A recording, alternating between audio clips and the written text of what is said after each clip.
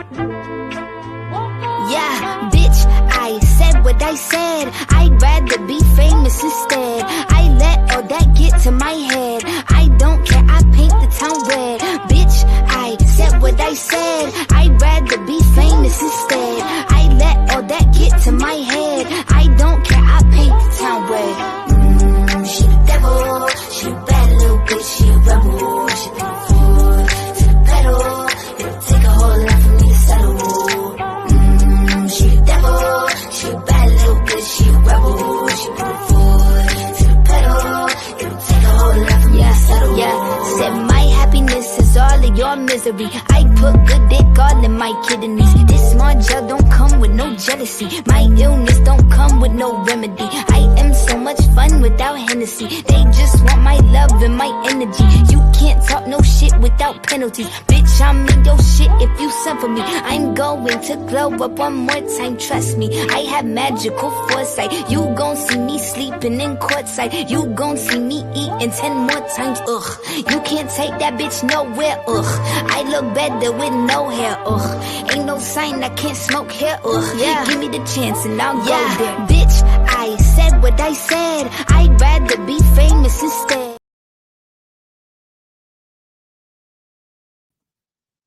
Grab the link. I'm live. I cut my shit short. Let's do this. Grab the link. I don't know what's going on, but grab the link. Good morning to the Gangsters, Ghosts, and everything in between. I'm your host, Baby Palermo. How you guys doing? Happy Serial Killer Saturday. Gonna have a special guest real quick. I don't really know what's going on, but we're about to find out.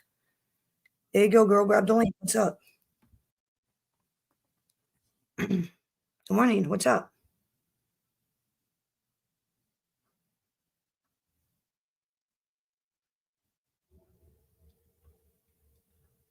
There's no sound, sweetheart.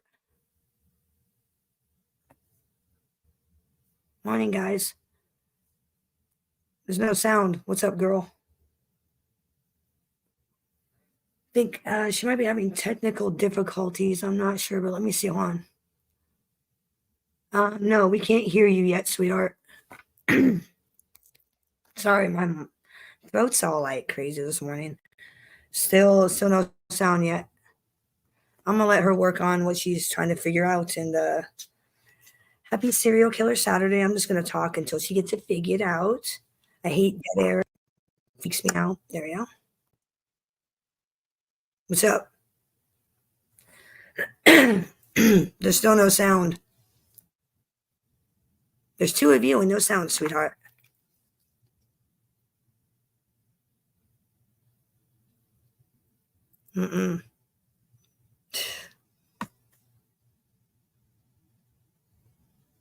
It's no worries, okay? No worries. You know me. There's no rush, okay? Serial Killer Saturday. I'm also going to have a special co-host this morning. Good morning. What's up, Tony? How you doing, my foreign consigliere? Yeah, I'm going to have a special co-host this morning. He's going to jump on.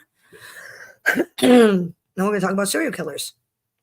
I've got a special Manson video that I'm going to play today.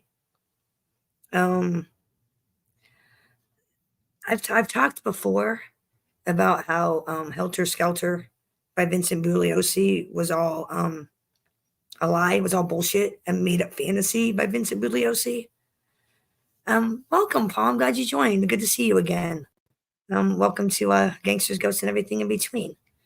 Okay, so it was all bullshit. Like, the true story of why Manson and the people did what they did is far more scarier than Vincent Bugliosi's cult theory, okay?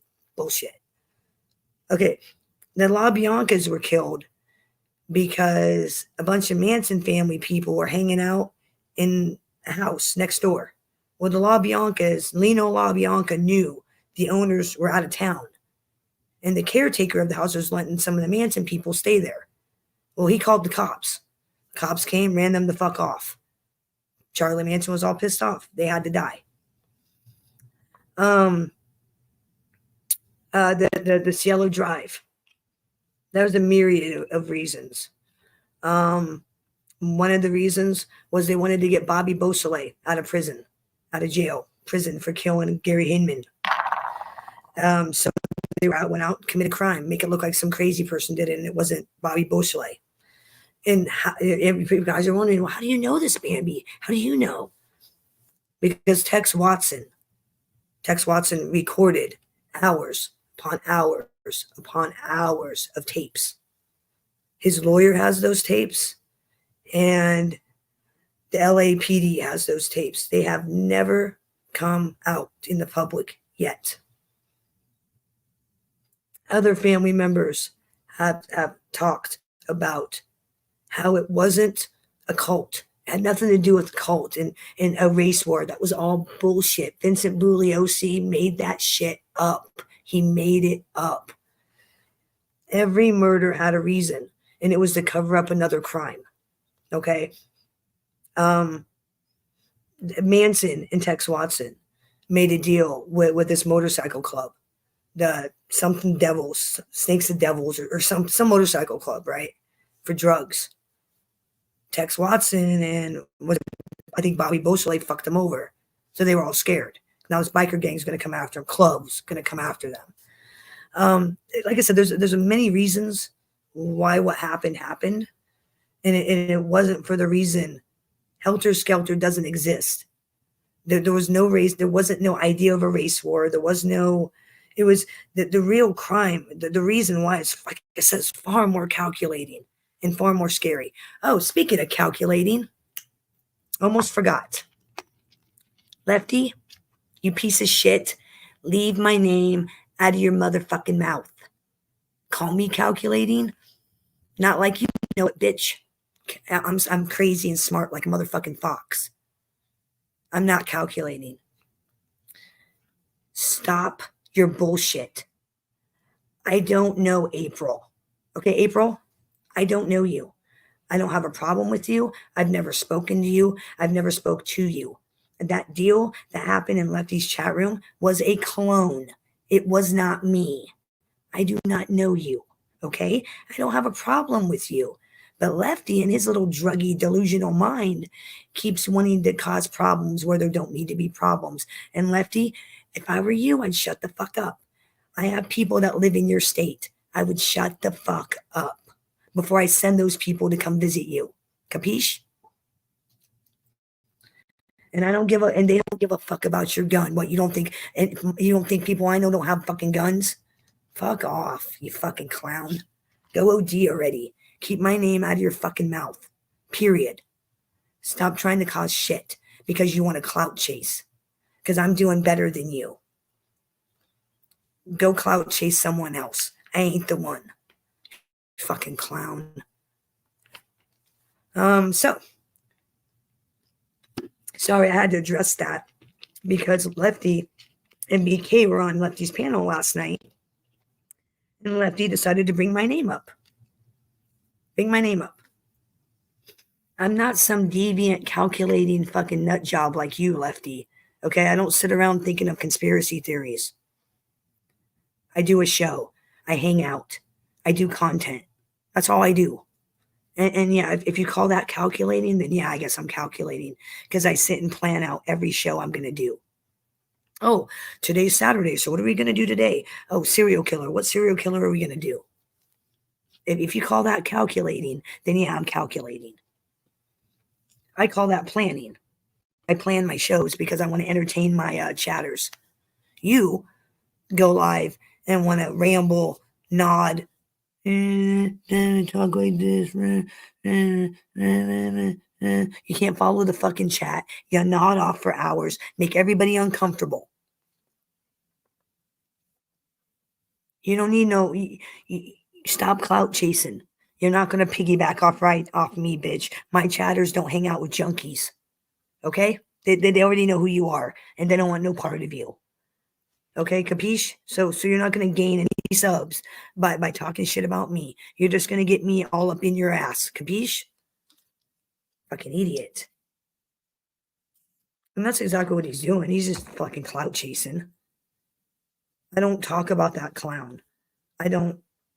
The issue I had was back in March. Okay, March. That's how long it's been. I don't give a fuck about you, Lefty. Stop clout chasing.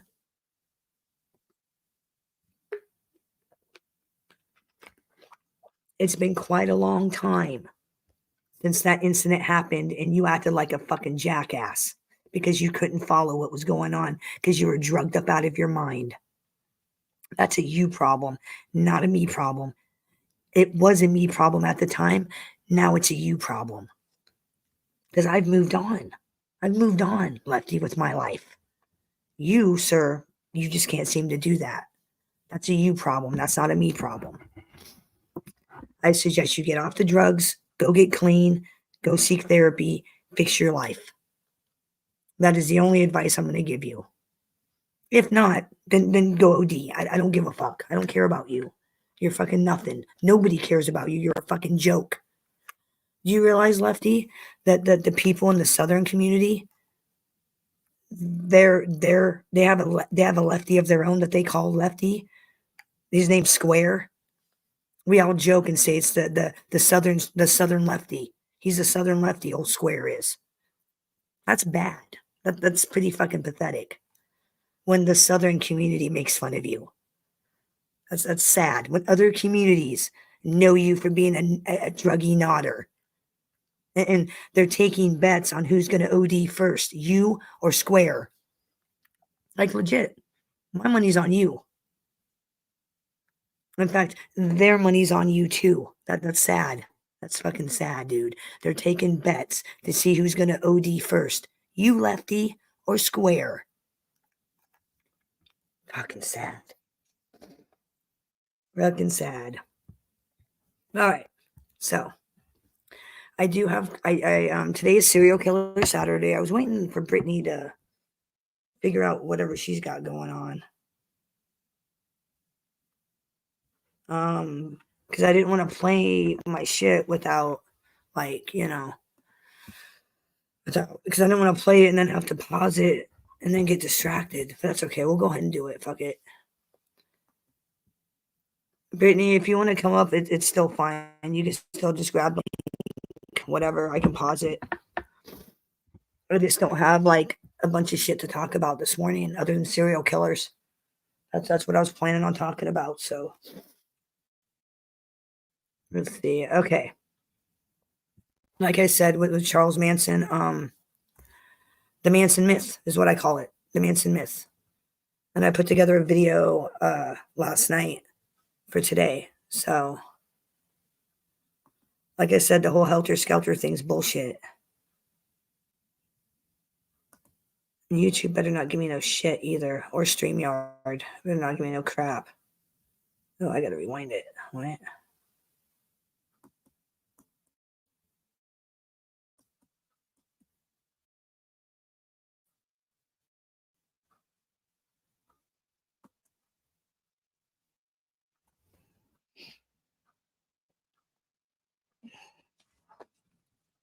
You guys have a good Black Friday? Anybody go shopping? Any of you guys go shopping or no? I never shop on Black Friday. I just don't. Because you get the same deal throughout the entire month, anyways. Honestly. What? Did Derek Chauvin die? That didn't happen. I must have misread that.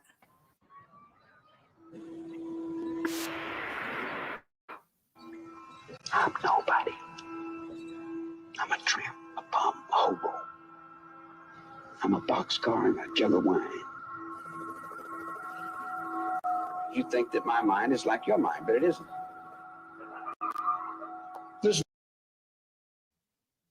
Sorry, breaking news. Derek Chauvin. If you don't know who he is, the guy that killed George Floyd, went to prison, the cop. He was stabbed. He's dead. He was stabbed to death in an Arizona prison. Yeah. He was 3 hours ago. He was stabbed in an Arizona federal prison, and he is dead. There won't be any more appeals. That debate is over. Damn. That's crazy. There's no need to feel That's guilty. crazy. I haven't done anything I'm ashamed of. Because we're outlaws. Yeah, when you're in war, mister. Believe me, if I started murder. murdering people. There'd be none of you left. Friday night in Los Angeles, a movie actress and 4 of her friends were murdered. The circumstances. Religious life. This was at the home of movie director Roman Polanski. It was his wife, 8 months who pregnant. was one of the victims. Bodies were scattered inside, on the lawn, and the The driveway. others were a male hairdresser, the heiress to a coffee fortune, a writer, 7 times. and a boy just out of high school. Was seen more tragic than any horror movie. Stunned the city and shocked the world. All my years, I have never seen anything like this before. Are you all going? At 8:30 this morning, Winifred Chapman, an employee, came to work at 10050 Cielo and found several bodies in the house, and immediately the police were notified. The tentative identification of the persons are as follows: Sharon Polanski, Jay Sebring, Wojtek Frykowski, Abigail Folger, and another man who is unknown. Where were the bodies found? All in one room? No, 2 of the bodies were found inside the house, 1 in the vehicle, and 2 on the front lawn. We understand she was pregnant, is that correct? Yes, she is pregnant, but I'm not going to discuss how. The bodies badly mutilated. This I'd rather not discuss. Is there anything scrawled on the front door of that house in blood? I can't answer that question. It's like, I can't answer it. Horrible, horrible shit. Do you have any kind of an idea who might have done it? Do you have any kind of APBs out? Any suspects at all? No, the only person we have at this time is Mr. Garrettson, whom we are questioning because he was on the premises this morning when the maid arrived. Why is this case more complicated than other cases that you can't comment on? Well, what's the difference in this case? Well, how many cases and how many times do you have 5 persons that are found murdered at the same time? Living is what scares me. Dying is easy. And a short time later, not far away, a middle-aged couple was found murdered in similar circumstances. The latest murders were discovered during the night. The bodies of the man and his wife found in their home. Lino LaBianca, a supermarket owner, and his wife had both been stabbed to death, repeated stab wounds. On his body, the word war had been carved in the chest. Then, with blood, the killer had scrawled the words, "Death to pigs."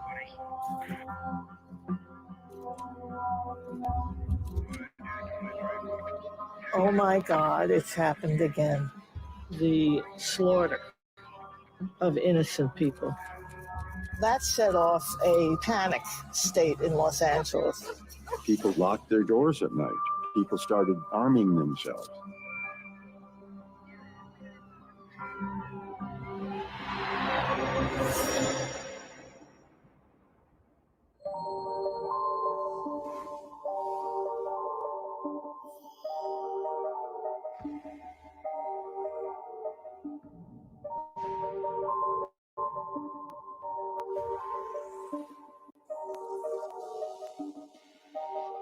I think of the Manson thing.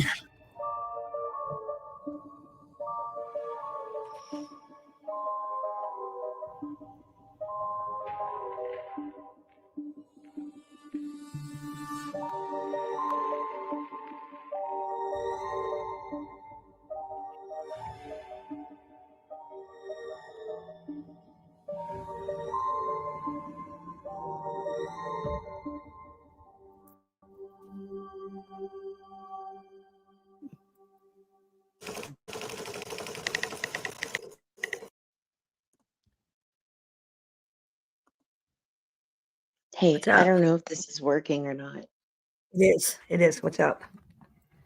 Welcome. Okay, What's going on?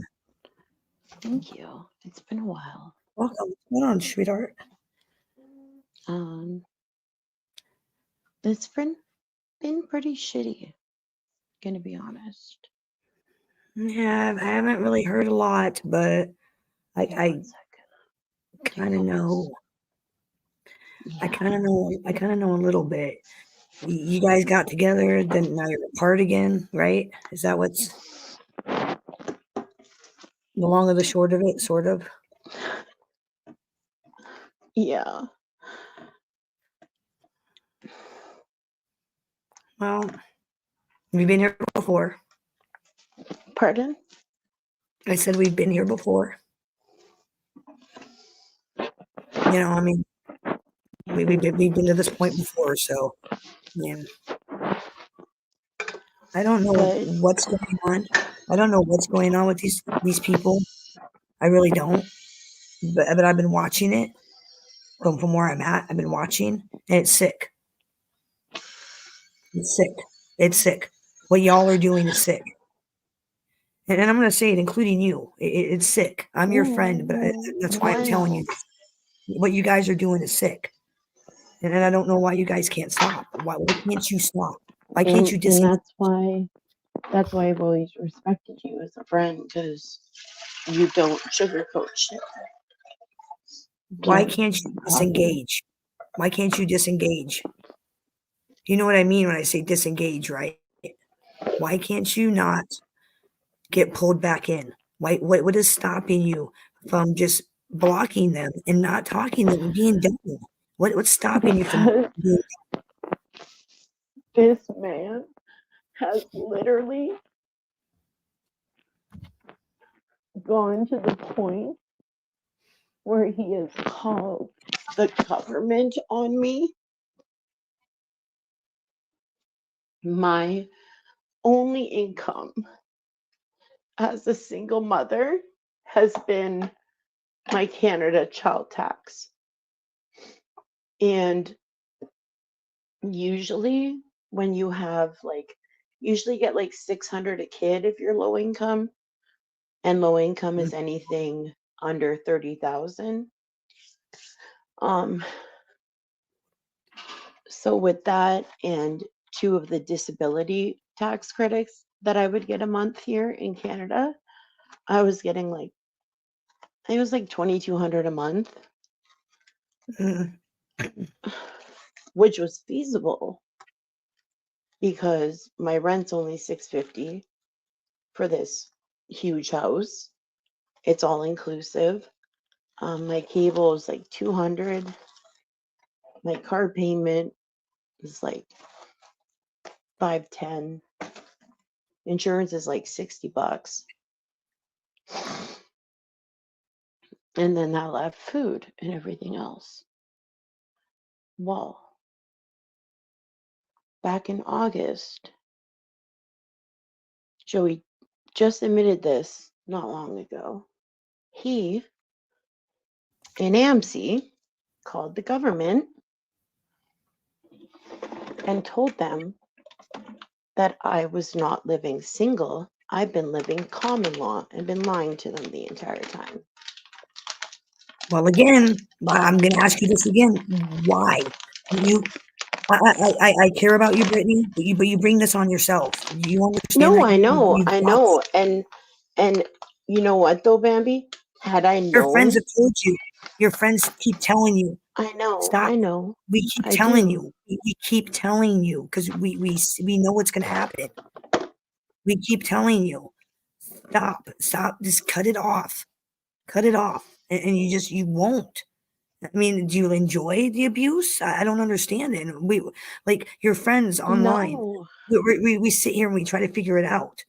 Razorhead, me, Muggsy, we try to figure it out. No, Why? I know. And me and Muggsy Enjoy talk being quite a abused? bit. We do. No, I don't. Is this fun? I mean, are you No. happy? Are you happy right now? Do you enjoy the feeling you're feeling right now? And there's a reason I'm asking. Don't take what I'm saying hard because I'm not. I'm not being hard on you. I'm just saying, No, do I'm you enjoy not. you enjoy how you feel right now? Does this feel good? No. Remember this feeling. Remember this day from here on in. Remember this. Because he's going to reach out again. I'm sorry. I love you, Brittany. I'm sorry. I'm sorry. I won't happen again. It won't happen. You know it will. You know this. Stop this abusive, sick shit. Stop it. It's fucking sick. And we're all tired of dealing with it and hearing about it. We're all tired of watching it. I'm tired of watching it. Your friends are tired. Not just your friends. People on YouTube are tired. We're No, I tired of know. it. And that's the thing, like, I don't go public with this shit. I know. I'm just saying, I warned Britt Deadly yesterday. Deadly's throwing a tantrum because that's what he does. He throws these fucking tantrums. Okay. He's like a little fucking kid who throws tantrum. And stand-up guy, I like the dude, but him saying, "Oh, he's mentally ill," that's no excuse. That's no fucking No, excuse. his No tune excuse. changed Fucking tonight. honest. His tune's different, stand-up guys. Fuck his mental illness. I am the most hardest person on somebody who's mentally ill. He don't get to play that card with me. You don't get No. a pass. You don't get a pass with me. Him acting out like he did yesterday. And I warned him on my show. I don't know if he heard it, but I told him, I said, you fucking do anything. You post any pictures of Muggsy and it's on. It is back I didn't fucking hear on. anything. I was at work yesterday. If he fucking posts anything personal on Muggsy's, his niece's picture, he does anything, it's back on. And I'm going to bury that little prick. When did he Muggsy's threaten that? Yesterday. Yesterday on his live, he got mad at Muggsy. I heard the fucking audio. He fucking said he's going to put Muggsy's niece picture up with a dick in her mouth. And I said on my Wow. live, I said, motherfucker, you do that. And I'm going to take that as a personal slight. And I have motherfuckers in Ohio. Fucking try me. Try me. It'll be back on. I will put all kinds of shit on his mom. I'll put his fucking mom on Pornhub. Try me, bitch. Try me. You're not going to fuck with my friends and get away with it. Yeah. I don't want nothing to do with him. Okay. I know you don't. I don't care that he said he was sorry. He can say he's sorry till he's blue in the face. That don't make it right. That don't mean that I forget. That doesn't mean shit. What he did, and it was intentional, was ridiculous.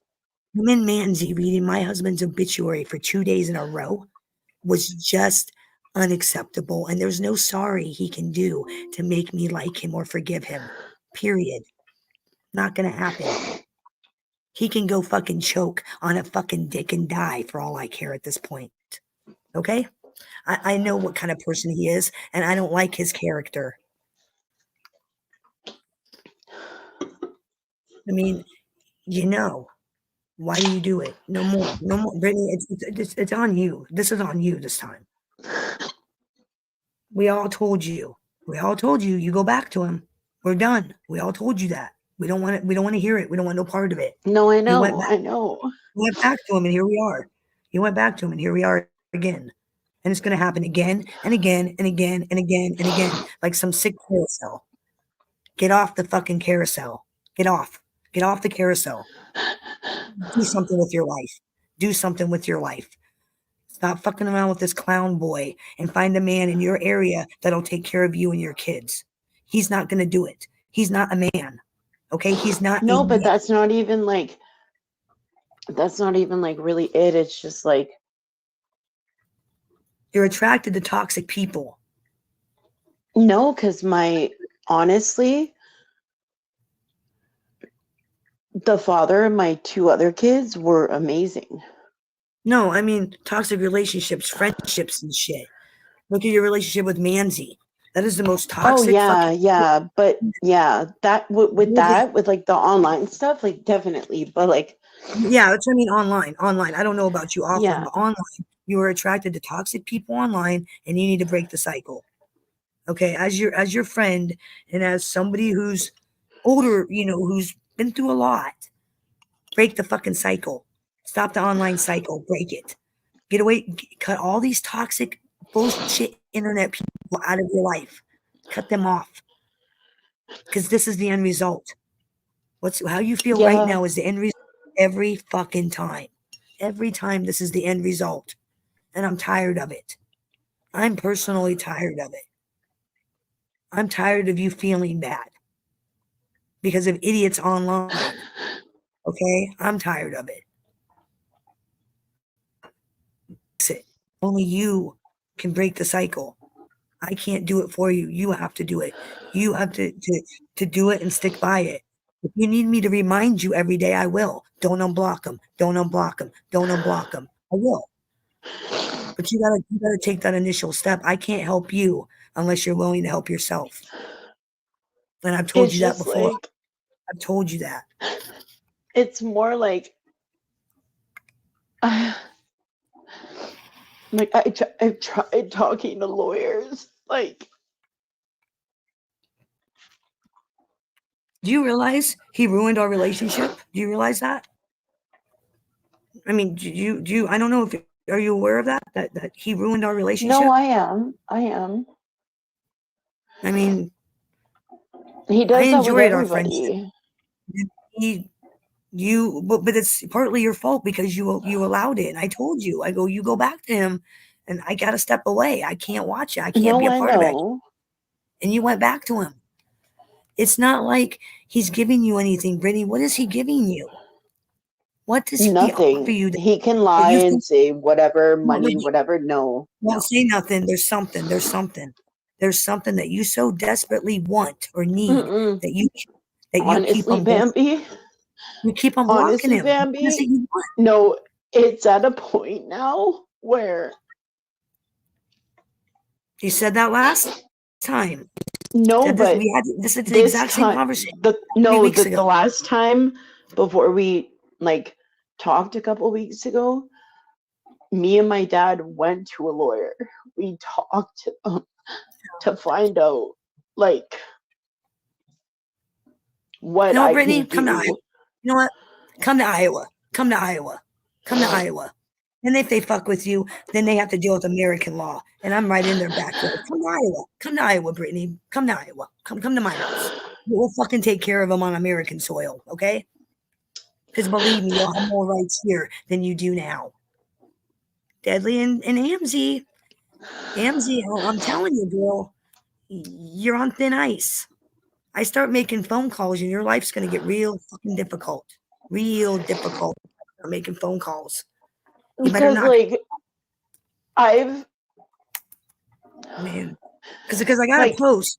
Well, you tagged me in a post, AMZ. That's harassment. I can turn that over to my police. And you've already been warned once, AMZ. You've already been warned. You know, I think I'm going to forward that screenshot right over to my police department and have them actually file charges on you now. How about that, AMZ? If I were you, I'd knock your shit off and leave Brittany alone. Stop your bullshit, or I'm going to stick you with harassment. Because I'm in America, bitch. I'm in your backyard. I can do legal things and make your life hard. Just saying, you know, an eye for an eye. Eye for an eye, AMZ. An eye for an eye. Just saying. You know, and Deadly, I already warned your bitch ass. I already fucking warned you. I already warned you. I already warned you, Deadly. I warned you yesterday. Knock your shit off. And guess what, Deadly? You're only popular because you're hanging out with scumbags. The minute you fight with SoFlo and those clowns, you're not popular anymore. You're blacklisted. You realize that? You will be back to being blacklisted the minute your cover of being friends with SoFlo is gone. Just know it, and it will. It'll go away. You well, guys won't be. apparently he's not welcome over there because of Muscle. Well, I'm sure Muscle will take him back now. Imagine that. There you go. But, imagine that. Look who's being blacklisted. Wow. oh no, funny no, things- he'll be back with Muscle and them. He'll be back with them. Well, things have come full circle. No, trust me, he'll be But blacklisted again because this time last year y'all were What's up, blacklisted. what made me kind of chuckle earlier though is that Suge said the Hive were in there, and I was like, oh great, you know. Of course they're gonna start like yelling at me. No, apparently they were tearing him apart. Who, stand-up guy or Deadly? Deadly. Don't fall into that trap. God Brittany. no, God no. Those Please women don't. are disgusting. Yes, They please can don't fall into they that. can Don't. no, they can tear whoever they want apart. But the fact Here's of the what's matter going on. is that I'm they desperate. sat there while he said, I molest my children. Well, like I said, I got an email. I got a screenshot which I sent to you of him talking about your kids being naked. What kind of non-homo talks about a kid like that? Want to play that game, Deadly? I got proof. You don't got no proof. I got proof. I've got that Instagram message where you stated that you have pictures of Britney's naked kids. I have it. So who's the Wow. chomo now? Who's the That's chomo now? funny because I've Who's the never chomo sent now? him a photo of my naked kids, so But that's I'm just weird he saying, said that. I know, listen to me, I know you Yeah. didn't. That's what I said. It's weird, Yeah. right? It is weird. Only a fucking weirdo chomo would sexualize children. Okay? And I said that months ago. I'm saying it again. Only a fucking chomo would sexualize a child, even if it's in spite. When I get mad at somebody, I don't think about their kids naked. I don't think about saying things about their kids being naked. I don't even, thought Ew, doesn't even no. come to my mind. Thought No. doesn't even cross my mind, but it crosses his. What does that tell you? And I've told you this before. What does that tell you? Psychology, girl. Psychology. Think about it. I don't know if pizza knows what's going on. I have no idea, Coos. What the fuck's I pizza don't gonna do? know. I don't know. Oh, Pizza, am I on the hit list? Does anybody know? Am I on the hit list? I know yeah, Joey is Dimes. Pizza still attacking me? I'm Is just he still saying that. going at me? I didn't Oh, do anything to Pizza. no, he said he was going to kill a bunch of people. Yesterday, is Jesus. he going to kill me? Was I on that list? I know he's going to kill Dimes. I know he's going to kill SoFlo. He told me he was going to stuff me in a trunk, but does that warrant? Did he say he was going to whack me too? Am I on the creators list of getting whacked? I was just wondering Didn't he because say he was going to kill Argo too or something yeah, crazy? Argo. He's going to kill Argo. I'm in the Mob 2 Witness Protection Program. He can't touch me. I got the chicken mask. He can't touch me. Oh, I'm in the I'm drinking coffee protection Yeah. program, so Yeah, I'm in the Mob 2 Witness Protection Program. You can't touch me. Got federal agents in my kitchen right now looking for some cannolis. And I told them, you ain't gonna find no cannolis here. Look where we're at. I told them to move me someplace warm, but they weren't listening. They said, we have to move you now. Tony Pizza's after you. I said, damn it. Damn. Yeah, you can't get a cannoli. You can't get a good cannoli where I'm at. Mob 2 Witness Protection made it all cracked up to be. I tell you. You know what though? My stepmom can make amazing cannolis. And she's Let me only tell half you. Let me tell you something. Right now, you seem at your lowest. Just remember this, Brittany. How you feel right now isn't permanent. Okay? No feeling is final. How you feel right now is not going to be forever. Okay? I know it feels like it's going to be forever, but it's not. I guarantee you later on today or even in an hour, maybe 3 hours, you're not going to feel like this. Okay? Just try to remember that. No feeling is final. This shit will pass. It always does. Okay. And as for the thing with the hive, here's what's going on with that. Old Julie there in Illinois can't pick on me. She can't pick on Terry. She can't pick on Heidi. She can't because we all got legal action against her. She can't talk about us. So now she's looking for other victims. That's exactly what it is. Now Deadly's her next victim because she's got nobody else. She can't pick on us because she has to shut her fucking mouth. Or she's getting sued for harassment. That's going on. That's what that shit is. She can't talk about any of us because of criminal legal action. So she's looking for somebody else to pick on. Believe me, when this gets out, she'll probably talk about you because she's got nobody else. And who cares? I mean, really, nobody gives a fuck about her. She's a fucking joke. Her and her hive. Trust me, when the hammer starts to fall and there's legal repercussions and people are seeing court cases, the hive's going to disappear. They'll disappear. This is a very well thought out plan on my end. I've worked on this for about 8 months now. Ever since that day in SoFlo's back in November, I've been working on this.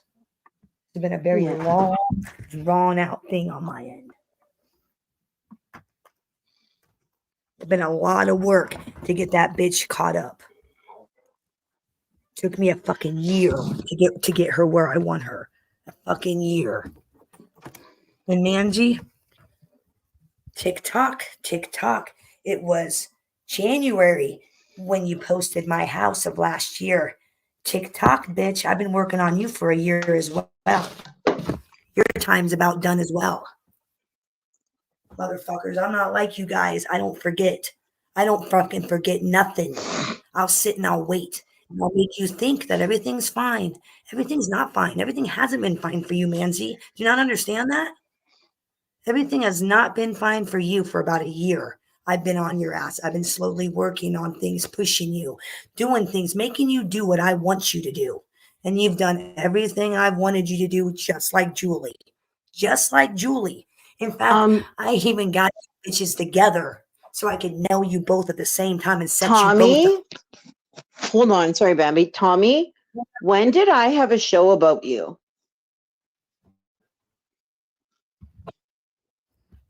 When did I have a show about you, Tommy? Oh, I'll tell you. I'll tell you what's the matter. I'll tell you because Tommy's my friend. No, but me. I was really pissed no, off. but me. Yeah, but that's fine. You were but on panel. I wasn't aware. I wasn't on panel when he was talking about a disabled mother. No, he was talking about doxing Tommy, Deadly, and Angela Jade. Let me tell you something about Angela Jade. Fuck that bitch. Was I muted though? Like, was I there?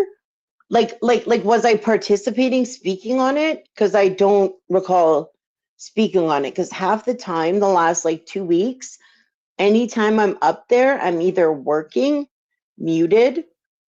The only time I've been speaking has been about Muscle and Argo and Mike. Andy, hold on. Roscoe, I never called Monita anything. I like that lady. What are you talking about? Who's I didn't Monita? call Monita anything. I never called her anything. I like that lady. I like having her on my panel. What are you talking about? Did you mean Brittany? I don't even know who Monita is. I said, I didn't talk about you, Monita. I like having you on my show. What the fuck are you talking about, Roscoe? I didn't talk about her. What are you talking about? Oh, okay. Because I was like, I don't know. You know her? Hey, Petty Monita. Who are you? Who are you? No, I was like, no, I like you. You've been on my show. What are you talking about? No, but I don't know. I don't know who that is. Monita, I don't know who you are. Monita, I have never heard your name. You're welcome to come up and show her who you are because, well, she says you were talking shit about her, Brittany. I don't know. Yeah. Okay, Tommy. Yeah, you have fun online too, bro. Well, dude, you can't expect him to not be this way when, like I said. I don't know. I don't even recall any of that being said. Listen, I'm not jumping on your ass, so calm down. I'm not jumping you. I'm just saying, here's the situation. You're on panel. No, now I'm getting jumped by this fucking Monita fucking heifer. Bitch, I don't know who the fuck you are, bitch. I don't know who you are. She's a very nice black lady from New York. Well, cool. I don't know any black ladies. I've never spoken of or met any black ladies. I'm not trying to misspeak, so forgive me, but I think she ain't. I'm not misspeaking either.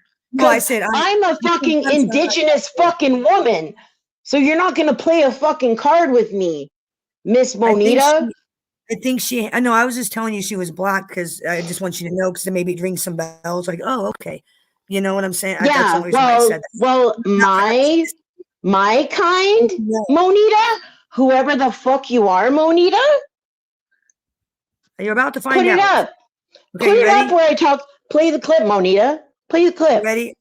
I'm gonna let I her don't on. give a fuck. Bring this fucking heifer up. Bring her up. Right. Hey, bitch. Who the fuck are you, ho? Who the fuck am I? Who are you? You gonna let me speak? Yeah, I'll let you speak. Speak. Alright, first and foremost, if you really want to know, you probably don't know me. No, I don't. Can I speak? Can I speak? I'm letting you speak. It's called You, you say something, I you're respond. That interrupting is me. what a conversation is. No, Okay, I but you're wasn't. I but was responding to you're you saying interrupting me because you're you not don't going to know let me me. explain. You're not letting me explain where the fuck where this is all coming from as far as I'm concerned. Okay, go. Bring your tone to it too, because I'm not yelling at you. Calm down. I'm not yelling at you either. My microphone is close to my mouth But you're up here and because you're yeah, calling me a bitch. You're calling me a my heifer. You're calling me all friend of that. is downstairs sleeping, so my Calm mic down. is close to my mouth. All right, but Because you're I up here. don't You're know calling. who you are. Here's the thing. You're up here. You don't know me, but you're up here calling me a bitch and you're calling me a heifer. Yeah, but you're That's saying you fucking know me and I've said I something about say you. I you don't did. know who you are. All right, but what I'm saying to you is stop calling me a bitch and stop calling me a fucking heifer, and I'll explain to you what the fuck I'm talking about. Yeah, let her explain. Let her explain so that way we all know because Would I have don't been know. nice if you came in the chat with the same energy you're portraying right here. That would have been a lot nicer.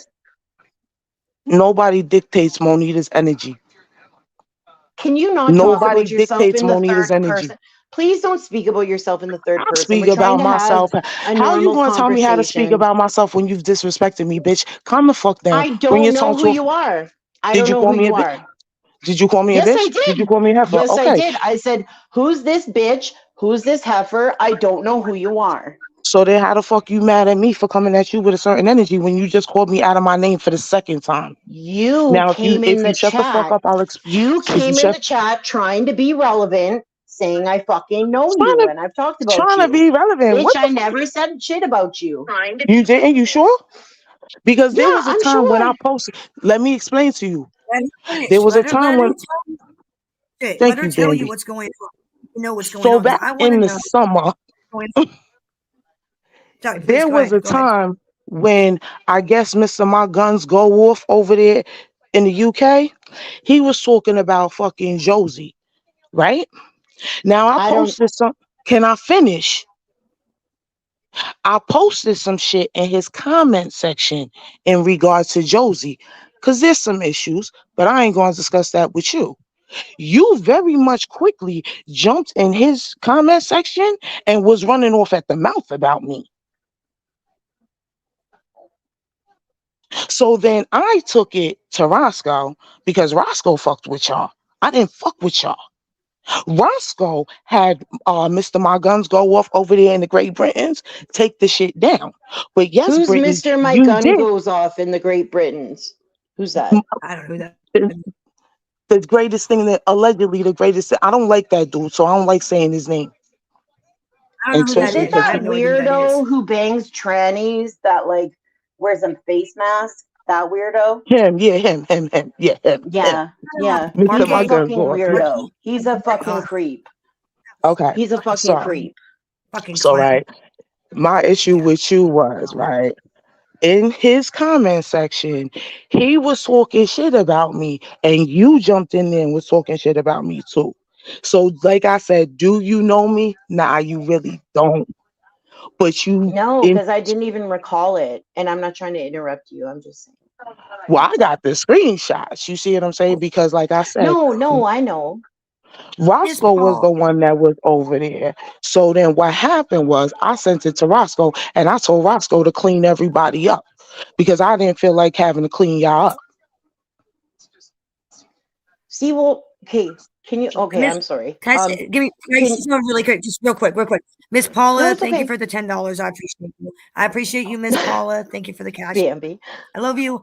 Sorry, guys. Please continue. I just didn't want to forget. I don't No, want to be no, rude. no, So please. no, no. It's your channel, Bambi. Don't be rude. Tell us to shut up. We'll shut I up. just gotta appreciate the people that donate. You know, I gotta appreciate it because we're all struggling. Well, So I yeah, gotta, they're supporting your channel. I appreciate them. I appreciate you, Okay. Miss Paula. Okay, well, okay.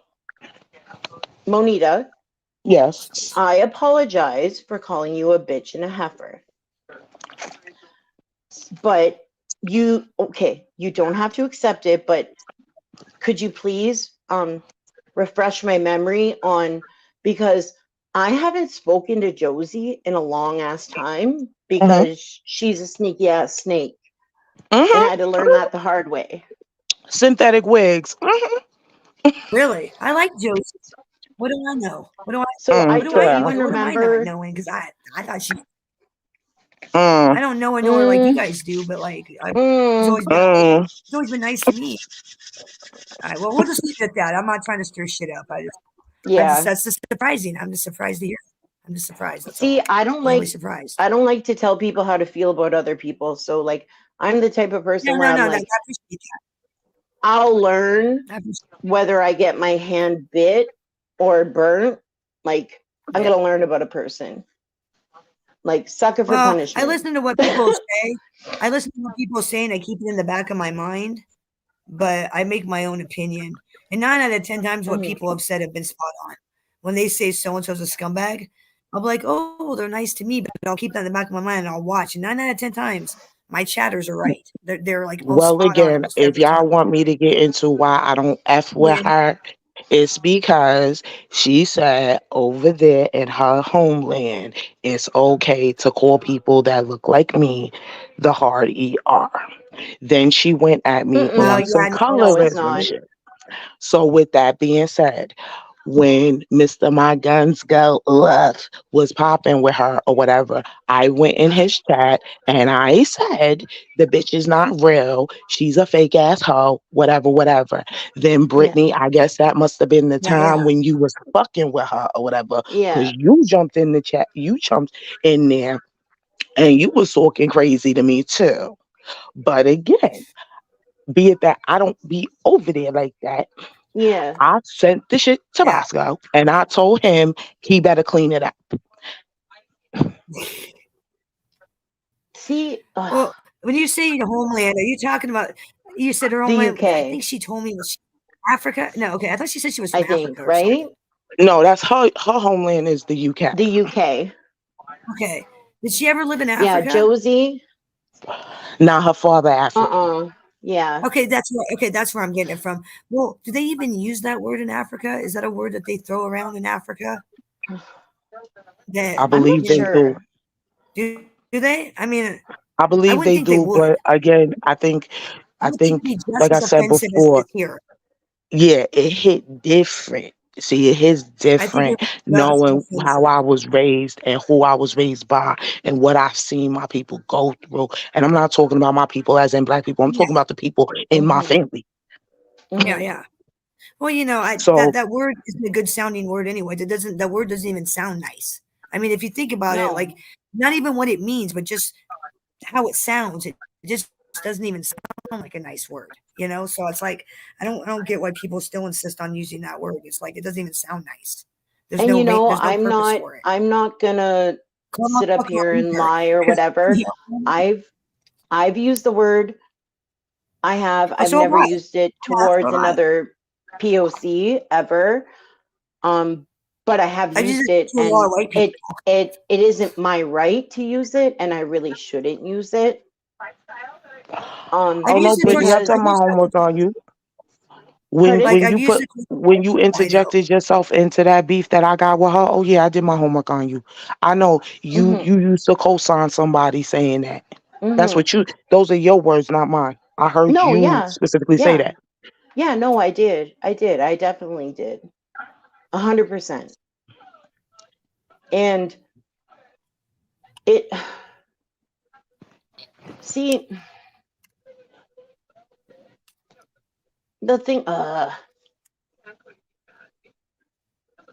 the way I've been thinking the last like 6 months, and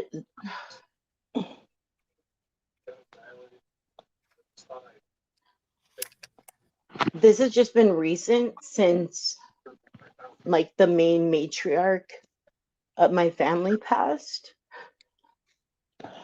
Oh, baby girl. I And get what's going on. Like, you want to fit in. You're lonely. No, but it's not even that. It's, you know, I think a little bit of it is. If words like that were used, hang on, baby. If words were used like that with my culture, like with my Ojibwe culture, You're like me calling you a savage. You're a savage. You're a savage. Well, dirty that savage. doesn't You're a really dirty bug savage, me, Brittany. but like, I mean, but like calling me like a bogan that's almost or, you know, whatever. Yeah. Okay, well, I don't know what a bogan is, Yeah. but like savage is an insult It's to more a Native Americans. Canadian racist thing. Let me explain something to It's you, more Brittany. Canadian. It sounds to me like the matriarch of your family, she did a good job or whatever, right? Most matriarchs do. That's how they end up with the title. If you have to sit with somebody and you have to do something that's outside of yourself, that you yourself don't feel comfortable doing, you need not be around those people. You I need not told be her around that. your people. You need not be around those people. There's no need in it. There's no because the only thing you're doing, number one, you're being fake to you. Number two, you just said you have a baby. You showing your baby how to be fake and phony. And in the Yeah. world we live in right now, ain't nobody got time for none of that. You got to be real. You need to teach your kid morals. They You need to know need morals. not be around anybody that you gotta act different. That when you look at yourself in the mirror, you don't recognize who you looking back at. You don't need to be around people like that. For real. Oh, here I got a question. Here, going back to that, Queen. Hey, Brittany, Yeah. Yeah. you knew what Deadly did. You saw the video of him reading my husband's obituary. You knew one of those days he did it was my son's birthday. My son's Yeah. birthday was that Monday, and you went back and sided up to him and was best friends with him, knowing that scumbag shit that he did to me. Why? Why would you want to be around somebody like that? Why would knowing what he did to me for no reason? Why? I don't. I mean, it really makes me fucking have to wonder about your character. You get what I'm saying? Like, No, I Right. know. See, there And you I go. don't. it's a You got your privilege. homegirl up here telling you that guess what? You was It's fucking a with somebody privilege to because a let me female. explain something to you. I seen where you was crying about this nigga on the internet, girl. You was looking real Yeah. crazy. You was looking real crazy. And then there's Yeah. been some people that have told me what you have done for some things, for some change for this dude. Meanwhile, he got you out here looking crazy and you might have hurt your homegirl. For what? You gotta do better, sweetie. You gotta do better. Cause ain't no nigga on here You worth know, none of this. it's beyond that. Like, think about this, Brittany. You know, my 17-year-old daughter. What if she got on YouTube and just got on my page and stumbled across that picture of her Yeah. fucking father's obituary? Think about what that would have done to her. No, I know. Think about that.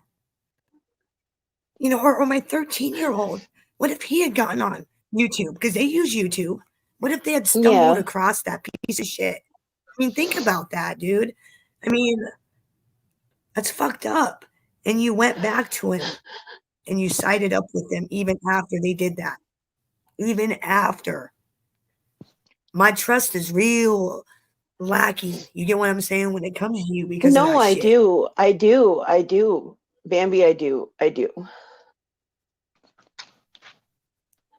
You sat on. You can't sit on panel with scumbags while they do scumbag shit and expect people to stand by and open you with open arms. Why do you think Tommy's reaction No, so no, quick? I don't expect that. Obviously, I don't expect No, that. I know. I'm I, letting you know. I'm telling you. I mean, yeah.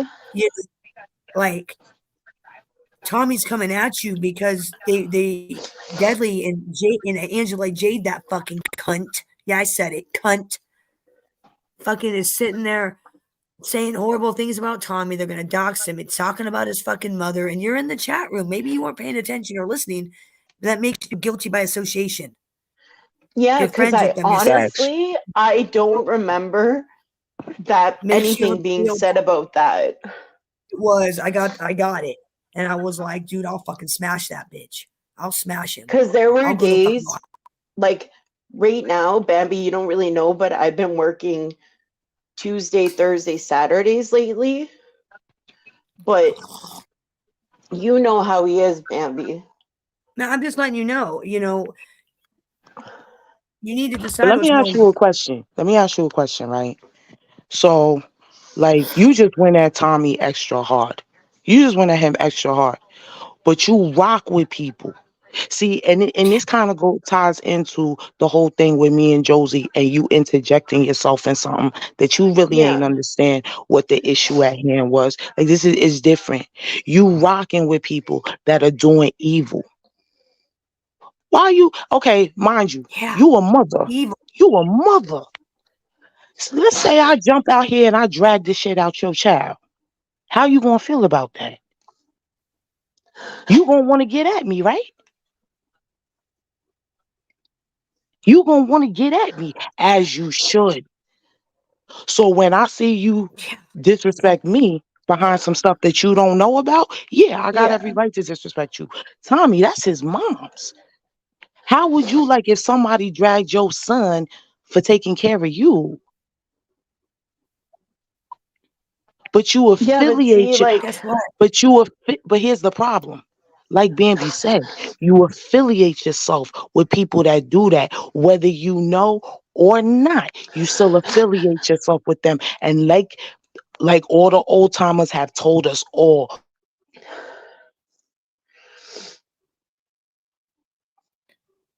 You know, like I said, sitting up on panel with somebody while they're sitting there talking about wanting to rape your friend and wanting to do this to your friend, and you not saying a word is just as guilty as dissing me with them. That makes sense. Not saying nothing's just as bad as fucking dissing me yourself. And that's the when were thing they is saying this though what. about This was you? not about. Well, no. I was just using me as an example. I was just using me as an Oh, example. No, fuck, not you me. No, scared no, me. no. I use this example a lot. Why do you think I'm beefing with Stone Sailor? We were friends offline until he got up on panel with SoFlo and thinks it's okay for SoFlo to encourage people to call CPS on me and fuck with my kids. That's not okay. A friend doesn't do that. Same thing in Yeah. your situation. You know, Deadly and Amzy, they're trying to take your kids away. They're trying to take your fucking kids away. And you still go back and try to be friends with that piece of shit. He's trying to harm your children. Be a fucking mom. Cut that bitch off. He's trying to harm your children. Do you not get that? Him calling CPS on you or whatever they call it in Canada harms your kids because that stranger comes and talks to them and scares them. I know because my kids are going through it. Because of fucking scumbags online. Goddamn CPS shows up at their school, scares the fuck out of them. It's psychologically damaging. Maybe not permanent, but at that moment in time, it's psychologically damaging. He is trying to damage your fucking children. You need to be a mom and cut it the fuck off. I I'm know, but I sorry, I felt gotta be like this. that's what I was. No, I know, but I felt like that's what I was doing because if when No, I would like forgive him, he would stop. he only has power because you fucking give it to him. Stop it. Stop giving him the fucking power. He's in fucking America. He ain't got no fucking power. He's lucky I don't pull up and knock the fuck out of him. That's right, Deadly. You forget. I'm in your backyard, motherfucker. I would knock your shit off. I'm fucking tired. I'm tired of your scumbag shit. And this ain't even about Brittany. This is just in general. I'm fucking tired.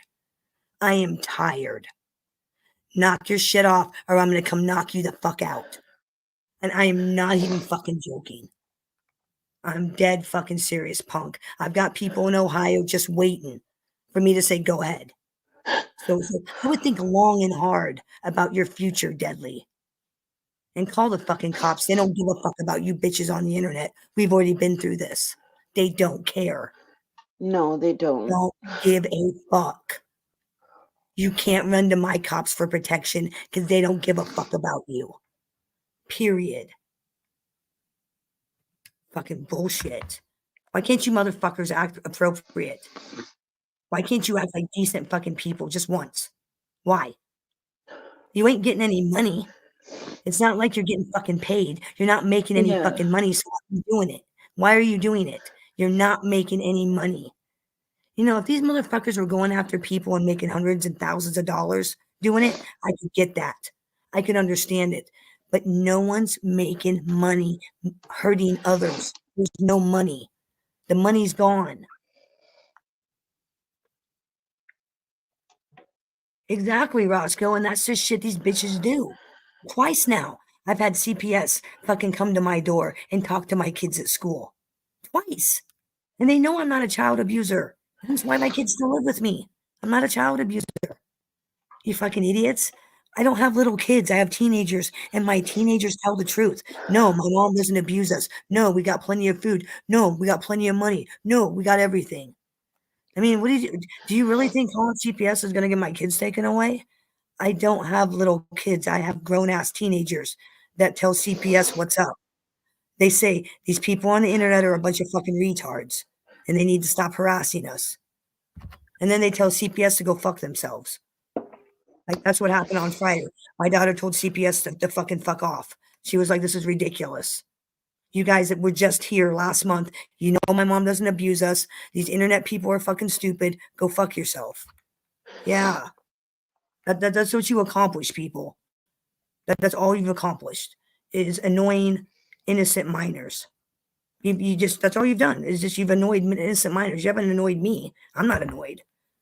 Yeah, fucking every time CPS comes over, hey, how you doing? Want a cup of coffee? Do you want some cake? How you doing?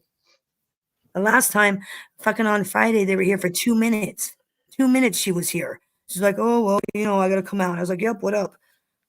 She's like, I'm not worried about you. I go, I know you're not, because I'm not a child abuser. These people on the internet are fucking stupid. They're fucking retarded. But I'll tell you what, if there's any more calls, they won't be coming back out because they're not going to waste their time anymore. See,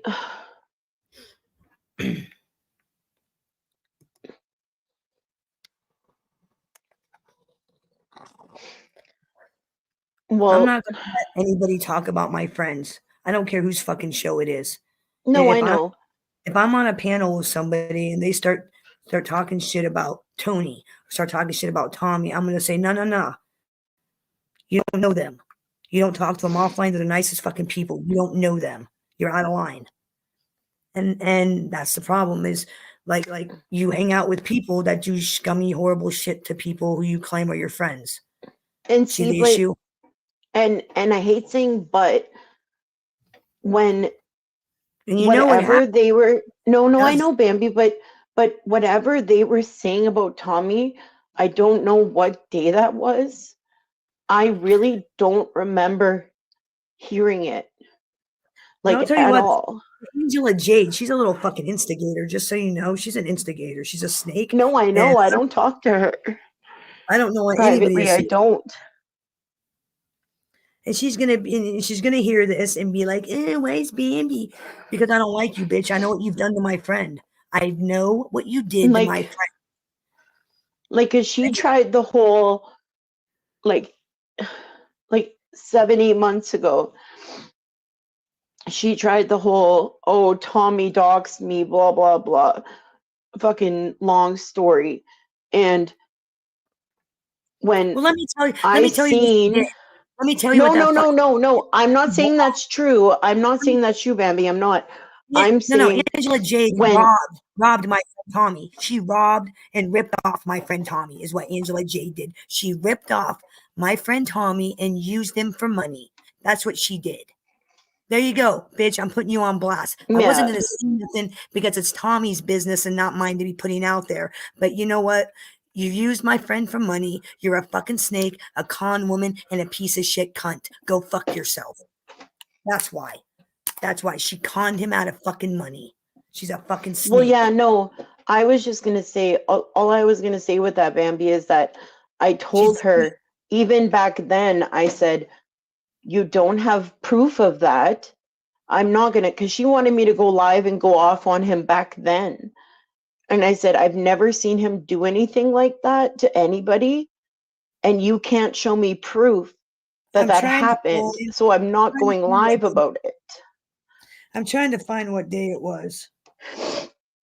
Trying to find what day it was that was happening. Because I started. I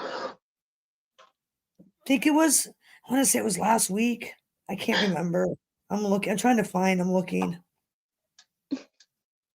Because he hit me up. Tommy hit me up and he was like, he was going off because of what was going on in that chat room. And I said, don't worry about it. My motherfucker does anything and I'll nail this bitch ass. She just doesn't even want to know.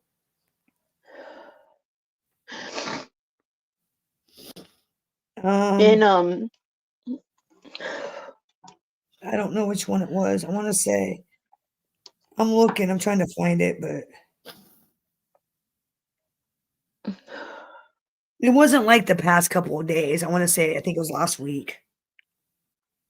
I think it was. Like I said, I haven't been following MobTube very closely. Like I stay in my own little zone, and then I go No, into I my know. because I don't. It's the same drama. It's the same bullshit, and I just don't want any part of it. I don't want Yeah, any part no, of it. and I'm tired of the snakes. I'm tired of the snakes. I'm tired of the shady shit, and I don't want to be a part of it. I just don't. So I've stepped away. well, I do my own thing, and that's that. well, I was just gonna say to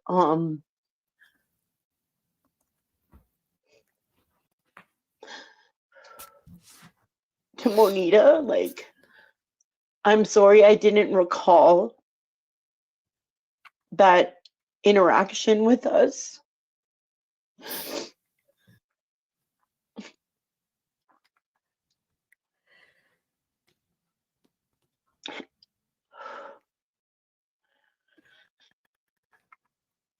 And I apologize for calling you a bitch and a heifer. You're not a bitch and a heifer, obviously. Well, I really I just didn't. the reason why I give you a chance and the reason why I talk to you is because I generally think you're a decent person. I've talked to you a lot offline. I generally think you're a decent person, and I really think I know what's going on is that you are. I don't even want to use this word because you're gonna be like, no, I'm not, because it's gonna be embarrassing. But like, you are so desperate to be accepted in a group on online that it doesn't matter if it's group toxic or if it's like it's like a popularity thing almost. I've noticed. Like you want to be in the popular girls take kids table, whether they're scumbags or not. And it's like you'll pass over good people to go hang out with scumbags. And I don't really know what that's about. I think some of it is you have a deep sense of wanting to be accepted. I mean, were you picked on in school or something? I mean, were you bullied in school? Were you like I No. mean, you don't have to answer it. I'm just saying like No, I I just get wasn't, honestly. And I the wasn't vibe. like I just get mean the in vibe school that like you're either. doing it to be it's like you're doing it to be accepted, but it's like you're being accepted by the wrong people. Being accepted by scumbags isn't a goal. You want to be accepted by good people, not the scumbags. And you're hanging with bottom feeders, and you keep hanging with bottom feeders, and you keep going back to bottom feeders, and I don't understand why.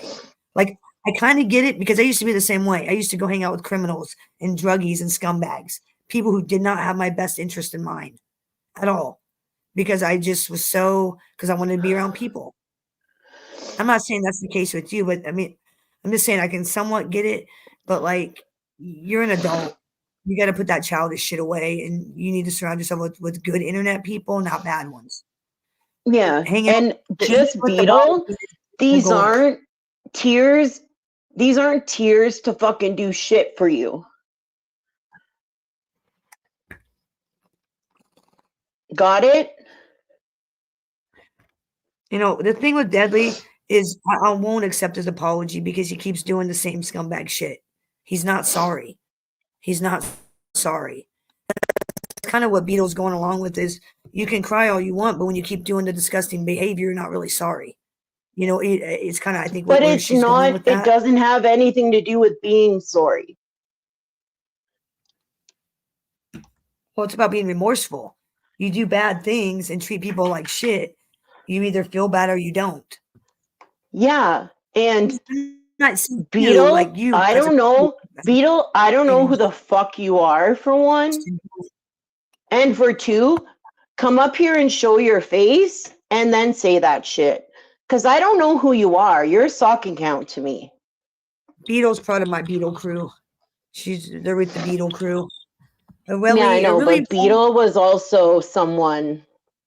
They're a really Yeah. well respected group amongst the women's and MobTube Oh, of community. course they are, because no one knows who they are.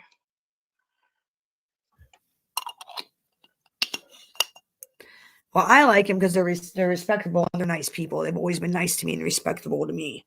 They've always treated me, with respect, and I treat them with respect. They've always been nice people. That's why I'm saying they're nice people because they're nice in every room I go into.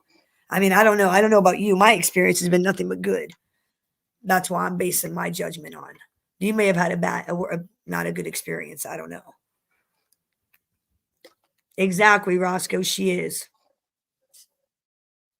Tommy is one of the nicest fucking people on the planet, and she fucked him over. She robbed him, and I'm saying robbed him. Maybe it's not really robbery, but she stole from him. She stole from him. What's up? And see, Welcome back. like, that's why I want to know, like, what date, just so I could, like, see and I could, like, make a recollection. Just like when Monita came up here, you know, when she said August and Josie, like, it clicked. Yeah, like I said, I don't know Josie like that. Like she's been on my panel a couple of times. We've talked a little bit, but I don't know her like that. Like I've never actually really I've only talked to her on my panel. That's the only time I've really talked to her. And it was about who she is and Mandinka and the history, you know, like normal shit. It wasn't anything, you know. I was getting to know her but I don't know her like that.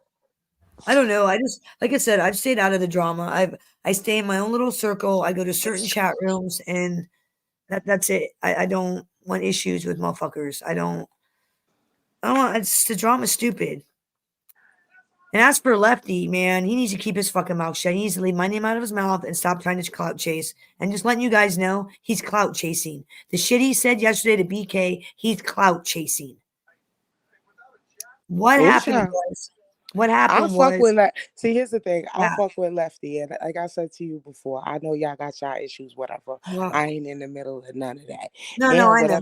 Whatever he said about you yesterday, I wasn't there. I was somewhere. No, I'm not. Like I said, I'm not addressing it at you. I'm not addressing it at you because I know you go in there. I don't care where you go. You can go in there. I don't give a shit. I ain't like that. I'm not a room Nazi. Okay, you have the freedom to go to whatever fucking rooms you want. Well, I heard all bullshit aside. I heard my whereabouts is the topic of conversation for a few people. Let me just clear this up. Last I knew, I'm a grown ass woman. I do what I want. I feed myself. I finance myself. And the other F, I ain't even going to get into all of that. So whoever's worried about where Monita Earth be at, I'm gonna need for you to go mind your business. Because if you running back to people telling people where I be at, then that means you was there too. Duh. Go ahead, Bambi. I'm sorry. Oh no, you're fine. You're fine. Sorry, I was looking at my text. No, you're fine. No, I was just saying like the shit that happened was last March. And I don't have a problem with April. I don't know her. I don't know her to have a problem with her. Oh, you fucking right. That's family right there. Me and April, we family. What happened? I don't know her. Please tell her that I don't know why Lefty keeps trying to start. Here's what happened. And I swear to God, I have witnesses. People were in the chat room and they saw it and they were like, what the fuck? I'm in the chat room like normal, right? I'm chatting with Nick the Wizard. We're talking about the weather. I'm like, yeah, nice weather, blah. It's normal chatting. All of a sudden, April says, you're fucking weird, Tammy. That's fucking weird. And I'm like, and I type back, what are you talking about? I didn't say nothing. We're talking about the weather. What are you talking about? And then other people start making comments. And I'm like, I'm not even posting. What the fuck what's going on? Somebody came into the chat room under my name. They said the picture was tilted. That like somebody went and checked and said that the picture of me was tilted, that they knew it wasn't me. I couldn't see them. I couldn't see the fucked up shit they were saying, but they were attacking April, I guess. Saying some fucked up shit about John Wolf or something. Shit I don't even know about. Yeah, Lefty. that was before your time. Lefty comes on, flips out, starts calling me names, kicks me out of the chat window. And it's like, I didn't even do anything. And it's like the dumb fucking junkie. If he had clicked on the name, he would have saw it wasn't me. That it wasn't me doing it. It wasn't me. I don't know her. So here we are, months later, like almost another time, like because that was clear back in March, Monita, that this happened. Yeah, see, back in March, I wasn't around. Yeah. And now here we are in November. Fucking Lefty last night brings it up. oh, she's calculating. She's this. She went after April. I don't know April, so please tell her. Do not listen to Lefty's bullshit. I don't know her. I don't have an issue with her, and I've never said anything about her. I don't know her to diss her. You know what I'm saying? This is why. Okay, so Bambi, this is the reason why people think sometimes Monique is a little out there, because when I hear shit, I'm going straight to the person. Yeah, I swear to God. We gonna clean this up, and we gonna clean it up quick. And I'll tell you, everything I've heard about April, everybody says the same thing. She's the nicest lady, and I'm like, I'm sure she is. Yeah, she good people. I don't know her. She go by April Showers. What does she go by? April Showers. Because anytime I have seen her in Lefty's room, I've always been like, hey, what's up? That's all I've ever said to her. I don't know her like that. Like, I don't know anything about her. I think she's in New Jersey because I think one time she said she lived in New Jersey. That was it. That's all I know. I don't know about anything with her and John Wolf. I don't know. I don't know her. I don't have an issue with her. But Lefty keeps trying to cause an issue. I don't want any issues with her. I don't have any issues. My issues are with Jules and Manzi. Those are my issues. That's it. Those are and SoFlo. Those are the only people I have issues with. Okay, and Stone Sailor, but same group of people. They're all in the same group, so I'm gonna see if I can clean all this up. Yeah, I don't like Discord. I don't. As much y'all see me pop off on here, and I really pop off in my real life, but I don't like Discord. I don't like problems. Because I think this shit is all stupid. But like I keep saying, the internet makes everybody a gangster. It's stupid. Ain't nobody living this shit real life, real talk. You gotta understand, Lefty did some fucked up shit to me. Like, and I didn't even do anything. I gave that bitch money because I felt bad for him. I supported him. And you know what I got in return? I got treated like a fucking jerk off. I'm in the chat room. This is the first time. I'm in the chat room hanging out. I called Tony Pizza Don Bambino. And I made the comment about, I said something. I go, yeah, Don Bambino's doing this again. Lefty's like, I don't know who that is. Blah, blah, blah, and totally snaps out on me. Right? And then he apologizes. So I'm like, okay, yeah, that's fine, whatever. I looked it over. That was the first time. Second time, he did it again. Later on, like a couple weeks later. I made a comment. He misread my comment and fucking snapped out on me. Strike 2. Strike 3 was when that shit with April happened. That was strike 3. And then after that, he fucking started making memes about me, fucking making up lies, doing all kinds of stupid fucking fuck shit. He posted a video of a female cop at my door, like a city cop. I'm guessing it was in Kansas City. I live in Iowa. I don't live in Kansas City. Coming to my door and using my audio of me saying, get the fuck off my property, you fucking cunt. Using my audio saying that I told a cop to go fuck off. And it's like, dumb fucks. I have sheriffs, not city cops. Shit like that, stupid shit like that. And he just wants to pop off. And I don't know why, but I'll fucking smash that junkie fuck. He needs to knock his shit off. I put up enough of his crap. I don't deserve it. And I've done nothing to that piece of shit for him to act like that. He's the one that's out of line. I'm going to talk to him. I'm going to try to clean it up. That's what I do. I mean, seriously, Monique, he's the one that's out of line, and everybody saw it. So, and his chatters know what he did. They know it because they saw it. I've had people in other chat rooms go, what Lefty did to you was fucked up. I go, yeah, I know. Fuck him. It's ridiculous. And then he's going around telling people, oh, she's calculating and she's manipulative. No, I'm not. I'm not I didn't do that. That wasn't me. That wasn't me in that chat room. I don't know who the fuck it was. Obviously, somebody that doesn't like April. Could have been her stalker for all I fucking know. I don't fucking know. I guess the issue that I have with all of this shit is everybody is grown. Everybody got Instagram, Facebook, Messenger, and all of this. Pick up the phone, call them motherfucker, and figure out what's good. Yeah. Or get on somebody's panel. And if we got to drag, we got to drag. I liked him until he let the drugs get to his head, and he started targeting me because he was drugged up and couldn't fucking read the chat. and I couldn't don't follow know what if he be drugged up like that though. I don't know if he be it's drugged up fucked like up. that. Well, then he's just stupid. Then he's stupid that he can't fucking read and understand what a sentence is. Because that was the second time was he misread what I said and snapped out on me. And then 2 minutes later, he was like, "Oh, I'm sorry, I misread that." It's like, yeah, dumb fuck. And I'm supposed to put up with your bullshit? No, no, I don't think so. Well, it's good to know you and King Cook. I'm good. Good to know. I'm kind of surprised that she's not a child, so I'm a little surprised. King Simp.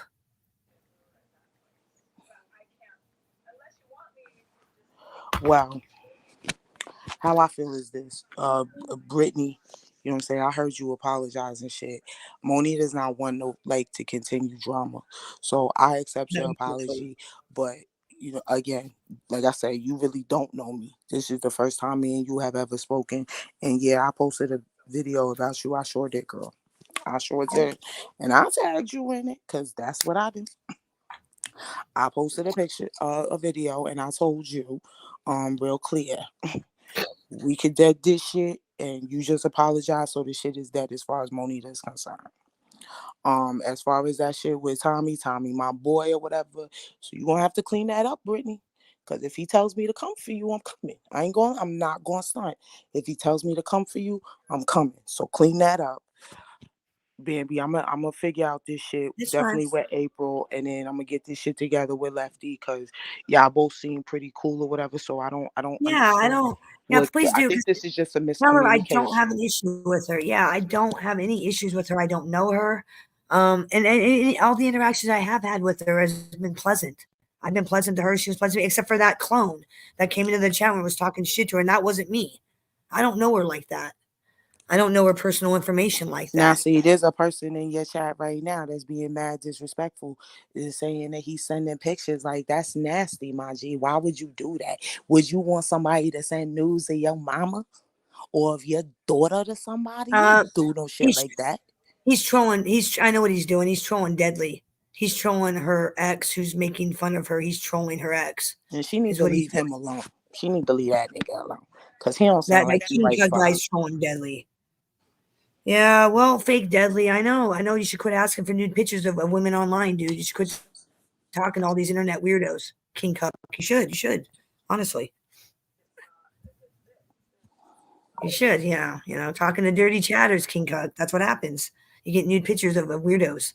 What do you expect? What do you expect when you talk to dirty chatters?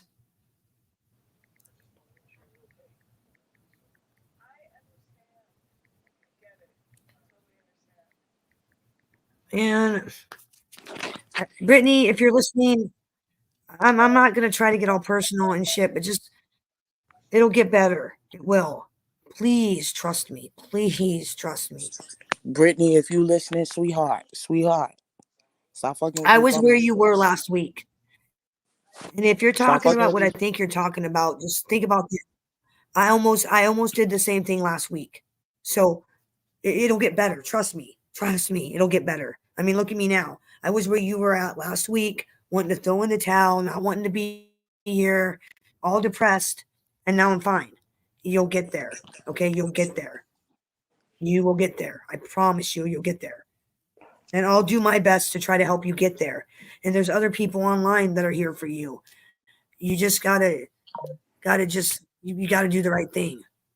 And you know what the right thing is, and you gotta stick with it. You can't cave under fear. That little weasel, 27-year-old kid, has no power over anybody. He just thinks he does because you gave it to him. He ain't got no power. So he passes pictures around. So fucking what? So what? Ooh, show my nudes. I don't give a fuck. So what? I don't have nudes, but you get what I'm saying? Like, so what? Fucking nude pictures. Who the fuck cares? Nobody gives a fuck. I don't care. They don't care. Nobody cares. Nobody that matters gives a fuck. So they call CPS. Well, as long as you're not a piece of shit mom, you don't have to worry about that. All is well. So they But call the let this cops. be a lesson. As long as he's Let not this breaking be the a law, who the fuck lesson. cares? Let this be a lesson that we just not out here fucking with random motherfuckers. Cause everybody don't Yeah. mean you no good. And it sounds to me It sounds to me like this dude been making you do a lot of his dirty work. And the second that you turn Yep. against him, he goes ham on you. Let me tell you something. Roscoe, my boy, Yep. fucking give a shit about this nigga. I don't know why sometimes, but I fuck with this motherfucker. He gets on my nerves in real Well, life, y'all. But you will dude, it's an never, ever, abusive ever, thing. you will She's in an never, abusive ever, relationship. but you will never, ever, ever, ever, ever, unless he brings this to you too, you'll never see me come out here and drag him. You'll never see that. And I know he won't Nah, drag me. nah. That's the type of people you got to have in your corner, Brittany. Yep. Can't be fucking with these lames. Yep. When you start to think more highly of yourself and you start to understand the crown that's sitting on your head, you'll make better choices. You'll make better choices. Exactly. You know, she's in an emotionally abusive relationship. Not physical because they're not together because they live in two different countries. But like it's an emotional abusive relationship when he sneaks around, talks to all these skeezers online, all these scumbags, all these horrible people, these women. And then he lies and says, no, I'm not talking to her. I'm not talking to her when he is. She finds out, dumps him, and then he starts doing things like, "Well, I'm going to show your nude pictures, and I'm going to let out these text messages, and I'm going to tell this person this, and I'm bitch shit, dude. It's bitch shit. It's little But see, kid here's bitch the shit. thing. It's Here's the fucking thing. pathetic. It's sad.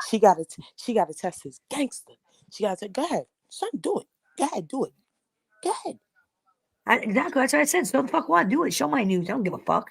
Call the cops. They ain't gonna do nothing. Do it. Do it. Give a fuck. If that makes you feel powerful, because obviously if that's the route we going, you really have no power in the real world.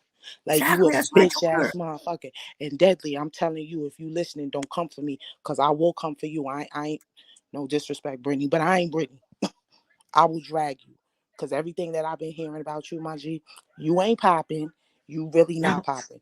No. Anyway, Brittany, you got to think better of yourself, sweetie. You got to start to learn that crown that sits upon your head. And obviously, you need some girls around you to help you straighten it. And Yes. I'm going to need you to get better He's a friends. 20. Let me tell you who this guy is. He's a 27-year-old kid who plays video games all day, lives at home with his aunt and uncle, collects You Social on the Security. PlayStation all day. Yeah, he Oh, has. well, I'm not even giving you that type of energy because Yeah, what are you? You're yeah, supposed to be a man. right. He gets Social Security and has a payee, which means somebody tells him, gives him an allowance. He's not even can't even be responsible for his own money.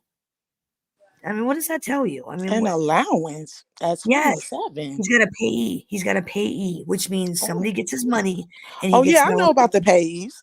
Yeah, he's got a payee. Which what does that tell you about this You person, know what, Juanita? baby? Being All in the the field that you're in, what does that tell you? okay, that's what I was about to say. All my Yeah, individuals got payees. yeah. So what does that tell you about this person, about this Yeah, 27-year-old kid? I Bambi, mean, move forward from him. Move forward, that should cause, tell you everything you need to know. And it ain't me, it's Brittany. Brittany needs to move forward. It ain't me. and if he needs a day program, we still got openings. He can come sit with Monita all day. He's not gonna have Yeah, you hear that? fun, You hear that, but Deadly? They got day programs. we got Bonita day can hook you up. programs. You We come got you. sit with Mo all day, and I promise you'll get your shit together. Yeah. Yeah, that's exactly, Deadly. We got you. We got your mental illness all covered. We got you, bro. We got you, King Cuck. We got you.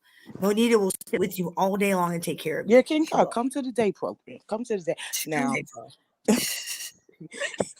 if you gotta sit, I promise you, if you gotta sit in the office with me all day, it ain't fun. That becomes everybody's punishment. They get to sit in the office with me all day. It ain't fun. It ain't fun at all. Yeah. Well, I'm going back to bed because Roscoe don't woke me up with this bullshit. I gotta go to No, sleep. damn. I'm sorry. Y'all enjoy y'all day. I know I'm gonna come back in like You 2 too. I hours and guess you you want to sleep. still I'll gonna catch be you later, live. girl. Yep. I All probably right, will have a be. good I one. got no life. I probably will be. All right, have a good one, y'all. Good night. Thanks for coming on. Get some sleep. Pretty active morning in the lounge this morning, right? We had Miss Monita come on, very nice lady. Brittany came on. I didn't know what she was going to say. Like, I didn't know why she was coming on. I thought maybe she had some MobTube news. No, totally opposite. That's okay. And yeah, Brittany, me and Monita meant what we said. You need to respect yourself and wear that crown. Deadly's a peasant. You're a queen. Start acting like it. Start acting like it. Queens don't do scumbag shit. Queens rise above it. We rise above it and we guide and try to inspire others. That's what queens do. We try to inspire.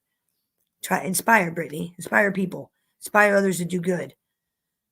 Don't inspire this hate shit. Inspire good shit. You got it in you to do it. You just got to have the right people guide you. And I haven't been a very good guider, I guess you could say. I should have been like, instead of taking the stance I took and backing completely away and ignoring the situation, I should have been trying to remind you of the past.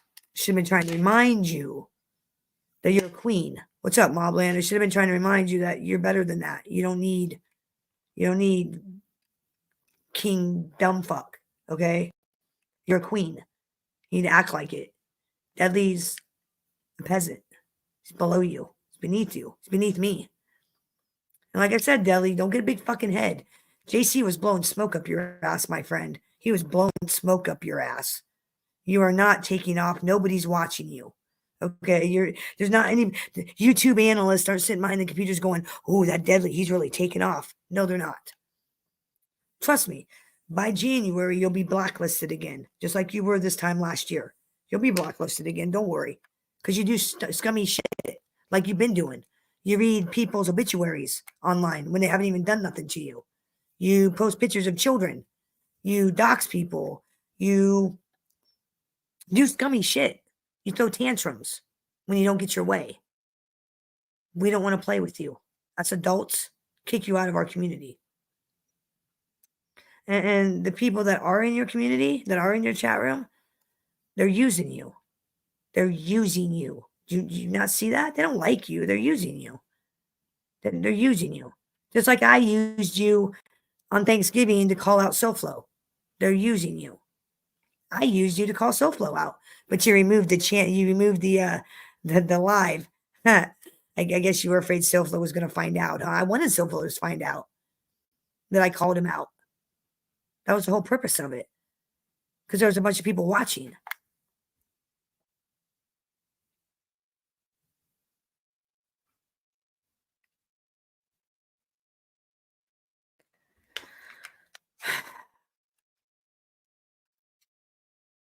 I just, man, this ain't even trolling Tuesday.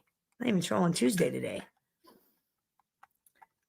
Just know, little boy, that you can't play with us. We don't want to. You can't sit with us. You can't sit at the big kids table, the big people's table. You can't sit at the adult table.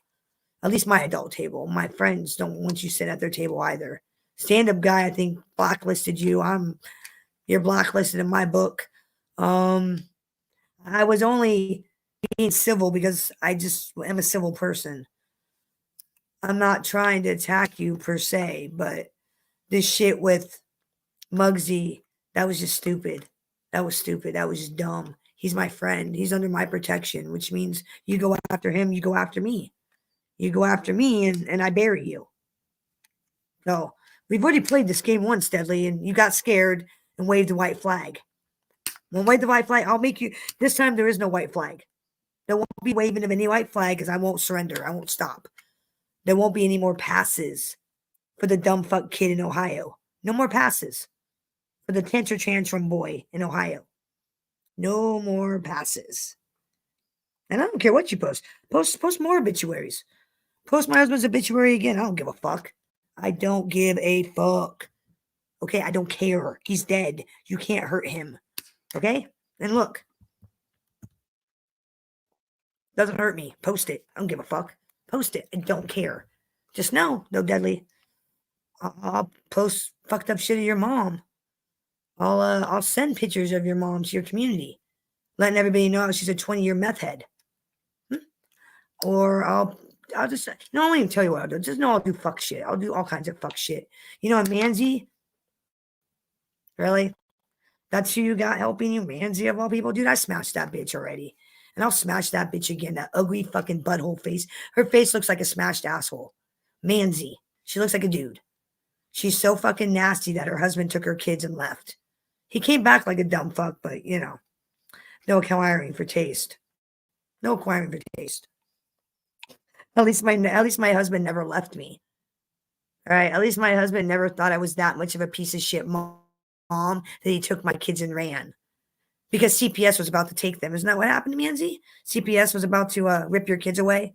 So your husband like took them to try to save them. You know, I wonder if the CPS know what game you guys are playing. You know, maybe they should know. Maybe Brittany or I should drop the dime. Maybe. I don't know. What do you think, Manzi? Should we? Should we drop the dime? Maybe Mobland will drop the dime.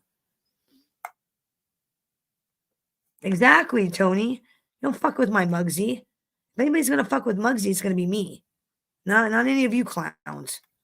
Don't fuck with my man. I don't think so. Don't think so. All right. 1 second, guys.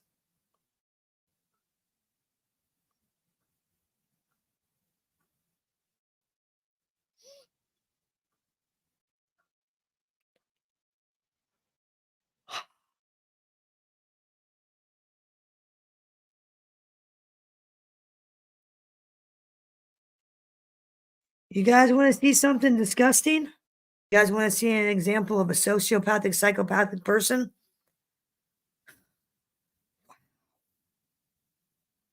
I'm going to put something on my screen. I'm 1 second. And when I put this up, I will explain the context of what you're about to read.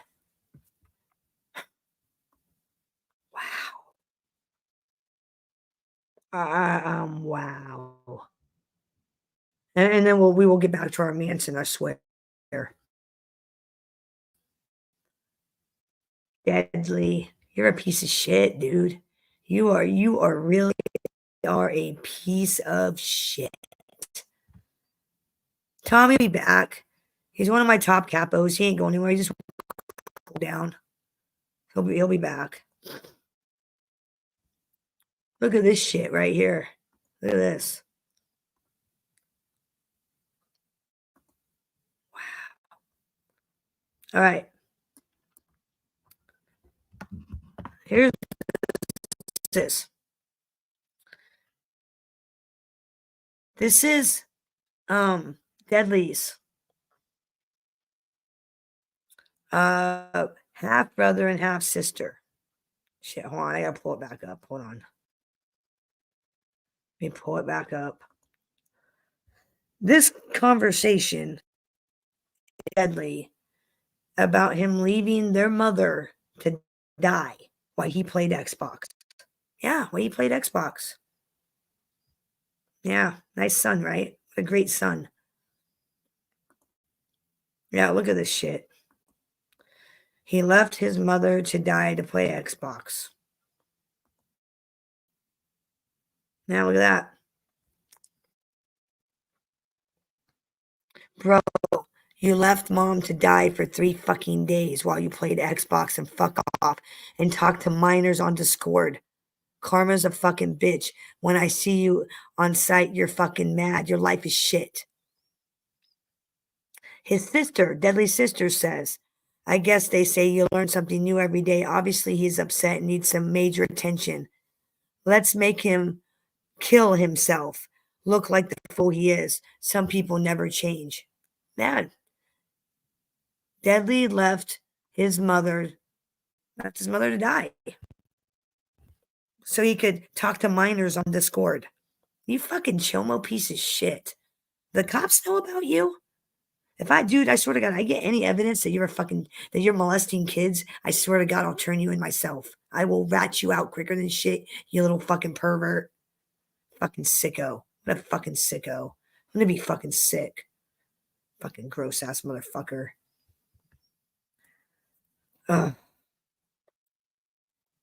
It's the holidays. She might be busy with her family for the holidays, you know? That's why I'm not freaking out. because it's the holiday. All right, guys.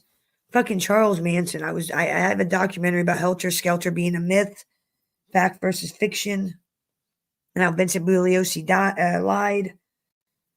Oh, I need to go decompress. Let's get back to this. I'm fucking just fucking ridiculous. Sickos. Sick motherfuckers out there, guys. All right, let's get back to it.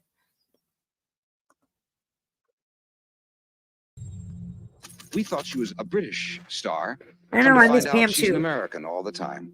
A beautiful young lady you're going to be hearing a lot from. She's in London filming The Vampire Killers, a new film by director Roman Polanski.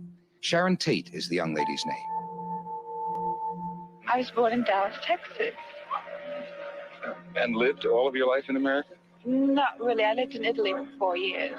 Why was that? My dad's in the army. An army brat made good, huh? Try. Oh, that's great. And now you have a monster movie. Not really. What's it called? It's called The Vampire Killers. Roman Polanski. Sharon. Sharon. Looking at him, not at me. Okay? Looking at him? Yeah. You know, Yeah. Go on in the back. Turn over. During that period when I was in London, I remember an instant when I was thinking, I'm happy now, and I don't want anything else. London. 2 top film folk got spliced and the press and public turned out in force. He's Polish-born director Roman Polanski. She's American actress Sharon Tate. And the huge public interest their wedding created shows that the magic of motion pictures is as strong today as ever. After the ceremony at Chelsea Registry Office, the mini-gowned bride and the mod-geared mate made for the Playboy Club and a star-studded reception. Money's lavished champagne on some of the top names in show business. Michael Caine keeping company with very dishy Candice Bergen. The bride will keep working. Hubby says he wants a hippie, not a housewife. That was the only serious note of the day. The Tony Newleys got the star set really shaking.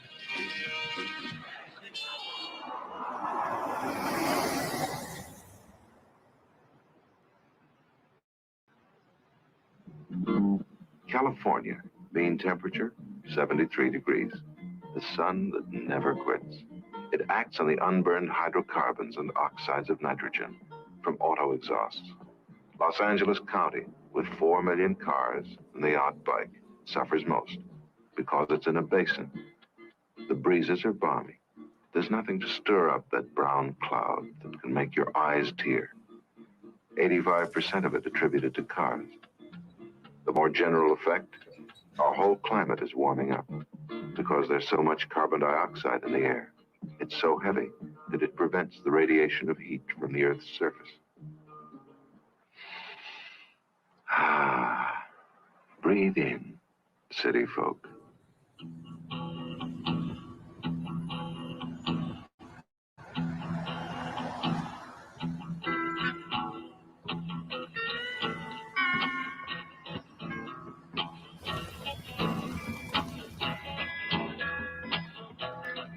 Don't do anything illegal.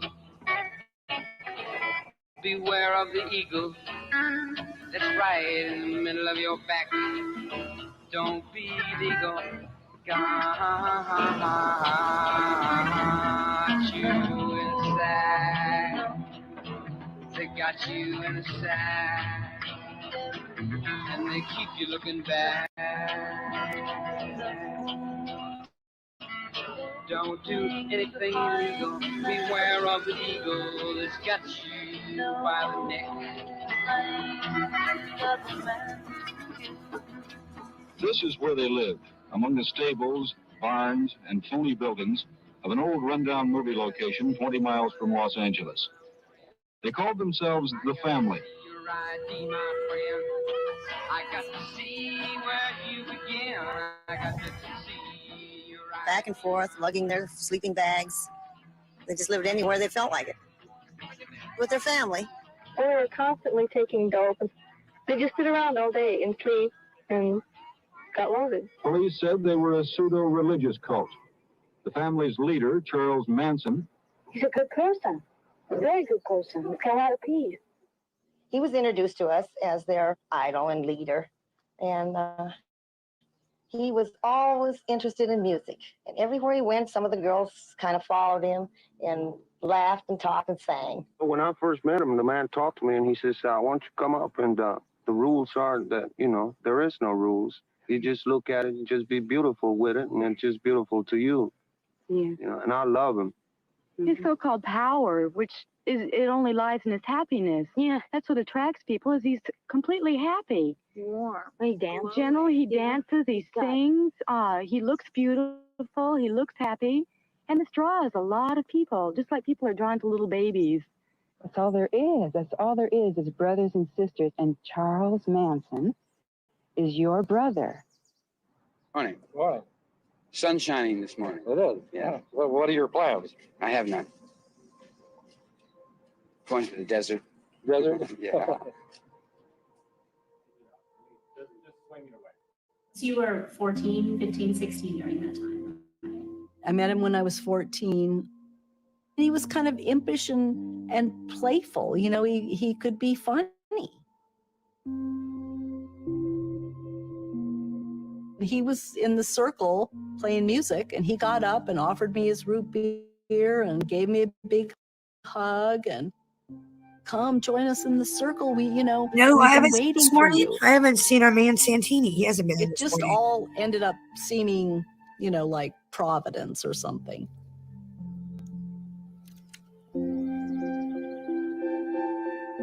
Swan Ranch had been a movie set for lots of Westerns. And when we first saw it, that's what it was. It was kind of a rundown movie set. The corral was way to the left, and there was a big barn. There was the jail, and there was a big saloon. But there were rooms behind them. And then there was the kitchen. There was a band of, we called them outlaw shacks. And then all the way to the right was George's house. He was blind, and it definitely showed. The house was in as bad a disrepair as, the facade. It needed paint inside and out.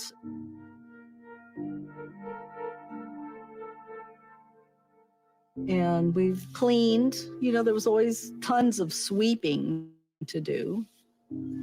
We mucked out the stalls, and we helped out in the corral. We helped rent the horses. There were trails all over for riding horses into the hills where all the fabulous rocks are. We got high, obviously we got high.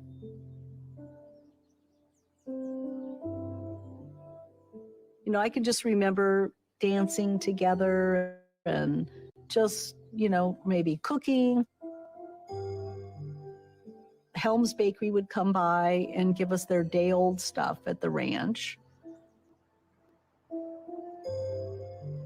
And Charlie introduced us to dumpster diving behind the grocery stores. We had our favorite ones because they had better food that they threw out. In the beginning, it was different. I mean, there was just 6 of us girls. Mary was pretty reserved, actually. She was very quiet. Mary really was like the matriarch of the family. I think Mary probably a little bit resented, like all of us did, sharing Charlie. Patty Krenwinkel was just like Mother Earth. I mean, she was just one of the sweetest, humblest, most nurturing girls in the family. Leslie, she was just like a giggly high schooler. I viewed her as a little haughty, and I hadn't been to high school. She'd been like a homecoming queen, and she really came off like that. Sandy was very smart, but she was very needy. You got that sense that she was entitled. She has remained one of Charlie's most ardent followers. Susan Atkins was definitely more worldly. She'd been a stripper, maybe she'd even been a sex worker. You know, she'd been around the block. Gypsy came to the family at Spawn Ranch. Gypsy liked that lifestyle. She was playful. She played the violin. She was definitely a true hippie. I was closest to really Lynette. Lynette was kind of looking out after George. Lynette was really the closest confidant to Charlie. He confided more in her than anybody. And I think that Charlie played a different role for each one of us. I was falling under Charlie's spell.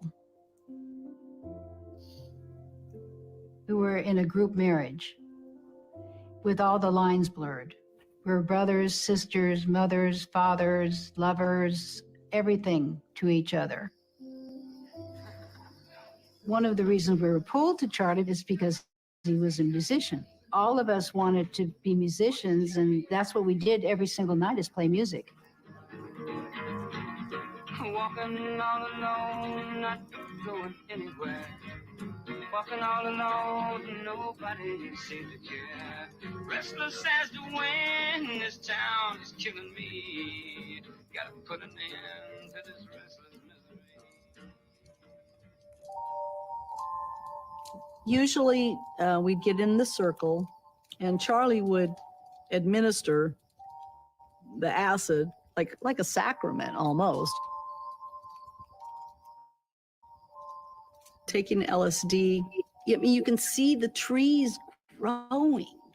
I mean, you just really feel like at one with the earth and the universe. I mean, you just kind of like everything starts making more sense. And then at some point, he would orchestrate a love-in, you know, a orgy, for lack of a better word. I mean, we didn't think of it as an orgy, but that's really what it was. Nah, there was no helter skelter. We were Helter dependent skelter was upon Vincent each other. Bugliosi's fucking imagination. He didn't want us to think about our families.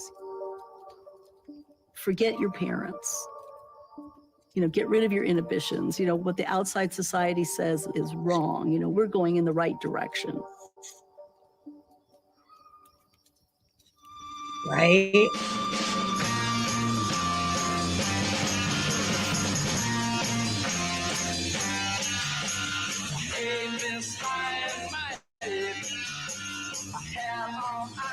He paired Manson.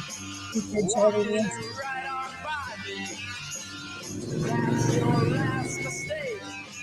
I've gotta find myself some action before I lose my mind. This is Hollywood, the most famous and most glamorous place in the world. It's a place of dreams, hopes, and riches. Let's go Hollywood backstage and see this unique and fascinating place called Hollywood. The Hollywood scene was quite a vibrant scene. It was a period when the Beach Boys were very big, Buffalo Springfield. The Byrds, they were all coming out fast. They were all big. The scene in the nightclubs was a crazy melange of characters from the rock and roll world and characters from the underworld. You could see the celebrities hanging out at Jack Hansen's Daisy Club in Beverly Hills. Jack Hansen and his wife Sally designed Jack's slacks. Hollywood is the place where women started wearing pants, led by Marlene Dietrich in the 30s. Slacks are now an accepted item of feminine apparel. But at Jack's of Beverly Hills, they achieve a new impressive status. it could make women, particularly actresses, look sleek and sexy. Jack made a lot of money from it, and he opened his own club. You didn't apply for membership to Jack. You were invited to join. Steve McQueen, Ramos, there was Jay Sebring, who earned huge amounts of money for giving a movie star a haircut. And they could go wild, and they could know that no paparazzi would take their picture. Story, you didn't talk about it. Many stars were probably looking for a little bit of an extra kick. So anybody with a kind of a rough reputation might have been adopted into the scene.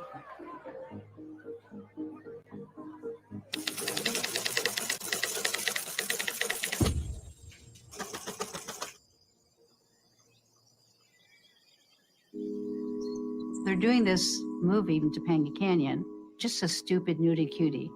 And they want a bunch of girls that can look like Indians. I read for them and they said, we'd like to offer you one of the main roles. So that was Ramrodder. I show up, and just a little ways off, I see this stunningly handsome young man. And he came over and he got really, really close. And he said, I'm your love interest. And he said, do you mind if I get a preview? Kid being kidnapped yesterday, and she kept trying to interrupt lifted and my talk about top partying. And I'm like, and dude, I'm goes, trying to talk about something perfect, serious. just like I thought. Stop. Turned around and said, I'll see you later. And that's how I met Bobby.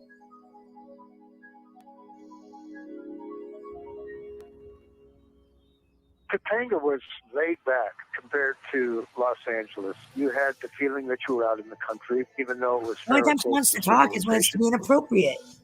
Ridiculous. First time I met Charlie was down in the Topanga Canyon where it meets the highway. I heard music coming from this old wooden house. I went up the spiral staircase. There was a guy in a plaid shirt singing, playing guitar. Started playing this little instrument I found on the table and did the best I could to fit in with the man who was singing, who I was later introduced to as Charlie. After I moved into Topanga, I wanted to try to get some jobs playing guitar. One day I did get a call from the bass player in a band called the Milky Way. The band was built around the songs that Charlie was doing. Hey, good morning, Cletus. Good to see you. Topanga Corral, I think Good to see you. How you doing? 3 nights before we were fired. I wasn't going to join his commune. I had no interest in that. But he as a person, as a musician, I did have an interest in. I thought he was worth investing a little myself in. It was enough of an interest to me that I kept coming back.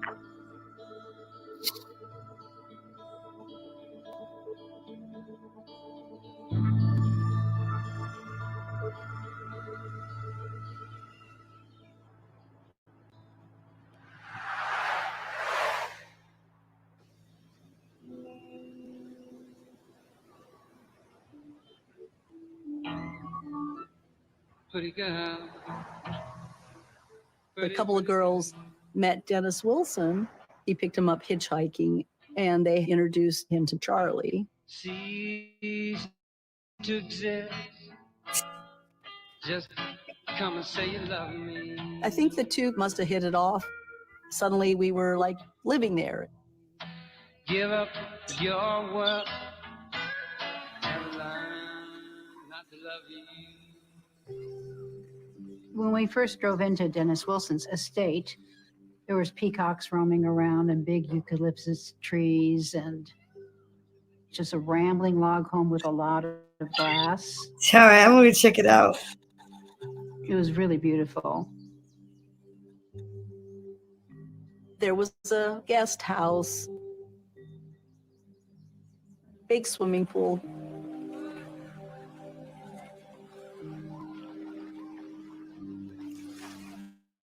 Just a beautiful place. The inside, huge fireplace that you could walk into.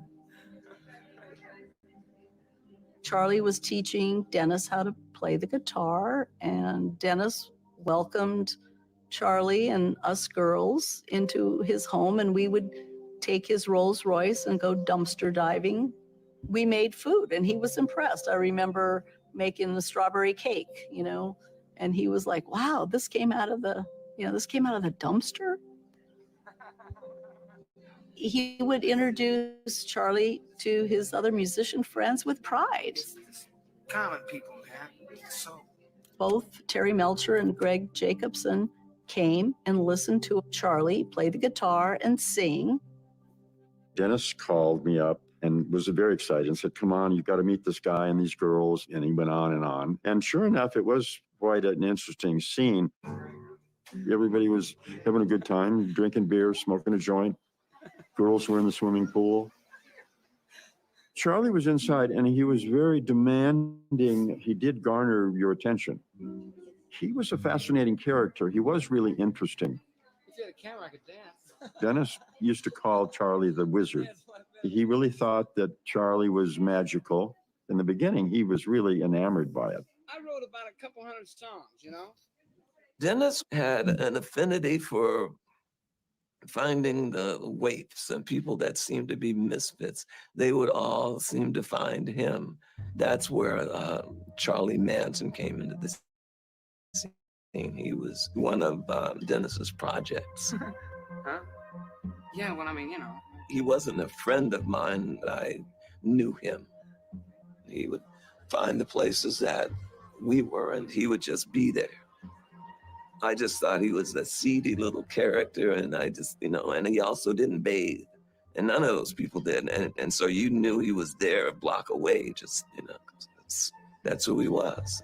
The smartest people in the world are really the most cut off. Mm-hmm.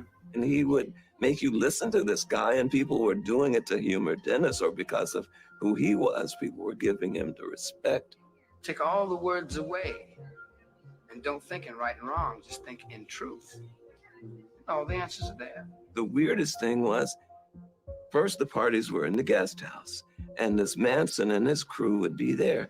And then it kind of flipped itself, and Dennis moved those people into his house, and he stayed in the guest house on his own property. So for some reason, Charlie was able to manipulate him. Oh yeah, this will make you some money, man. This is a money song. Charles had convinced him that the music that he was playing was good and that he was going to be a superstar. And so I guess Dennis went along with it, I guess, and tried introducing him to people and to try to get him a record deal and all of that. You do whatever you feel, man. Yeah, well, then I won't do it. Whatever comes in your mind. Yeah, all right. I'm just sitting here gonna groove with you for the next hour and a half, hour and 45 minutes. We went to Brian Wilson's to a session that they were going to record, maybe a demo. Let's see. There's a time for living. The time keeps on flying. Think you're loving, baby, and all you're doing is crying. Can you feel?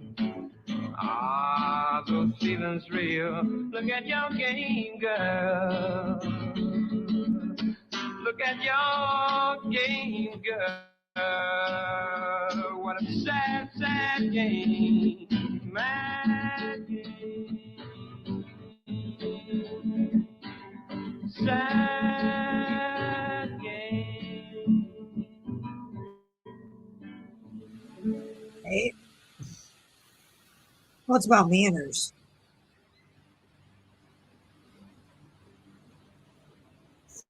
What video you put?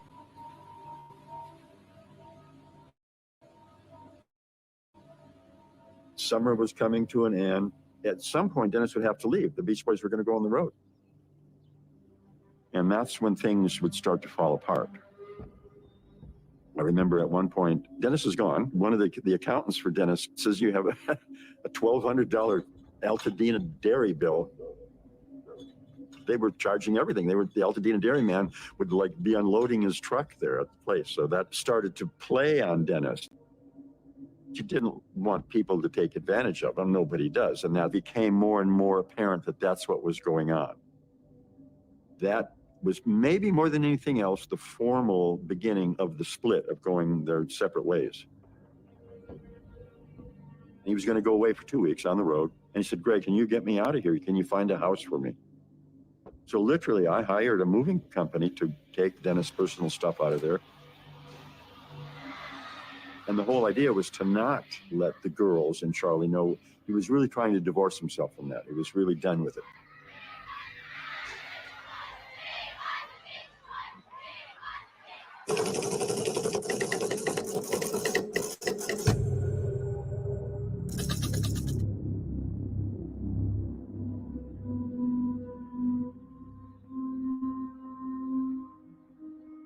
In 1967, 68, and 69. We had bigotry, racial prejudice, and there were race riots in every major American city. The simple fact is this: we're in the worst crisis we have known since the Civil War, and time is running short to try to find some answers to it.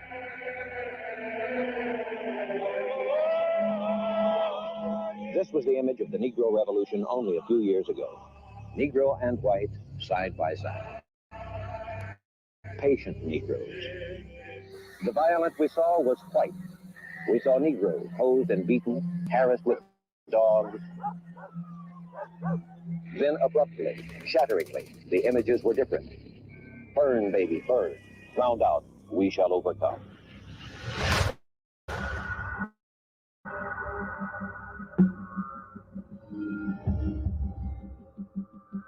America is shocked and saddened by the brutal slaying tonight of Dr. Martin Luther King. I ask every citizen to reject the blind violence that has struck Dr. King. When the racists shot Martin Luther King, the bullet that killed him killed nonviolence. During rebellions, brother, you got to stop looting and start shooting. Black power, brother. Charlie Manson thought black people were inferior, but he also feared them. He began by being afraid of the black Muslims in prison. So what Charlie talks about is a race war is coming. Call was for violence, and it filled the air, it seemed, everywhere. I saw myself reflected in the wildness of their hopes and stares. We have been too nonviolent. You are either for or you are against. There's no such thing as a nonviolent revolution. He was convincing them they were either going to be murdered by the blacks or the blacks would make them slaves.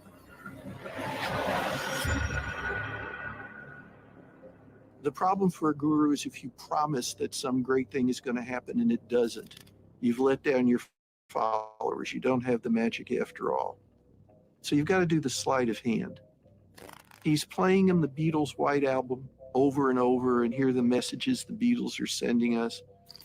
Blackbird works it very well. Piggies works it very well. And then there's the song Helter Skelter coming down fast. One of Charlie's basic creeds is that there is no crime, there is no sin, that it's all just a game, and that God's getting ready to pull down the curtain on this game and start it over again with his chosen people. And that when Helter Skelter comes down, that the cities are going to be mass hysteria and that the beast will fall and the black man will take over.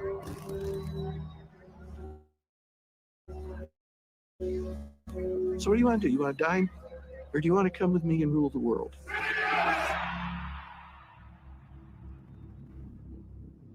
Charlie Manson is the same height as me. He's 5'2", same height as me. That puts These in communes perspective undergo how a small he was. metamorphosis. As this kind of culture is established, I think it's rather benign. As it continues on, I think the degree of criminality increases until the whole spectrum of criminal activity is ultimately a result.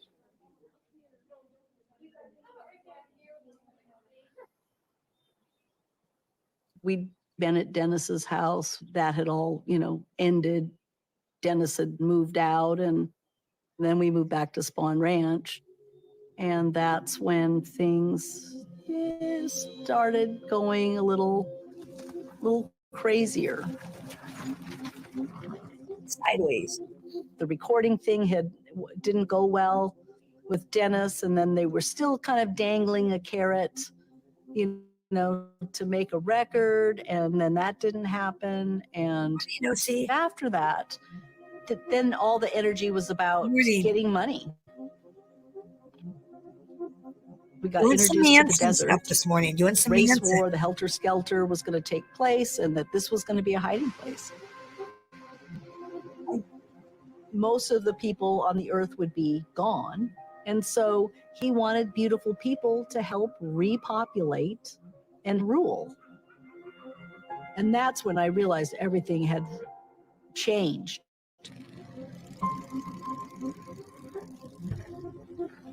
The Straight Satans, the motorcycle gang was involved, and there were knives and there were guns. They were like a protection and a provider of weapons. Danny DiCarlo was probably like the leader, or the most vocal and the most friendly with Charlie. When did Charlie start to change? Initially, you didn't like the guns. It was a couple months because at first he wasn't into it, When I first went up the range, I brought everything. I brought my whole arsenal up. I had 3 rifles. I had a couple of handguns. I brought a machine gun up there. Yeah, there was a machine gun like John Wayne. Sprayed that thing all over the place, and bullets went everywhere. But it made him feel good. We had fun. We had fun shooting guns. No doubt about that. I did. Who was the best shot? Sadie, I say Sadie was, firing the machine gun. Did she get off on that? No, everybody did. I did too, watching them.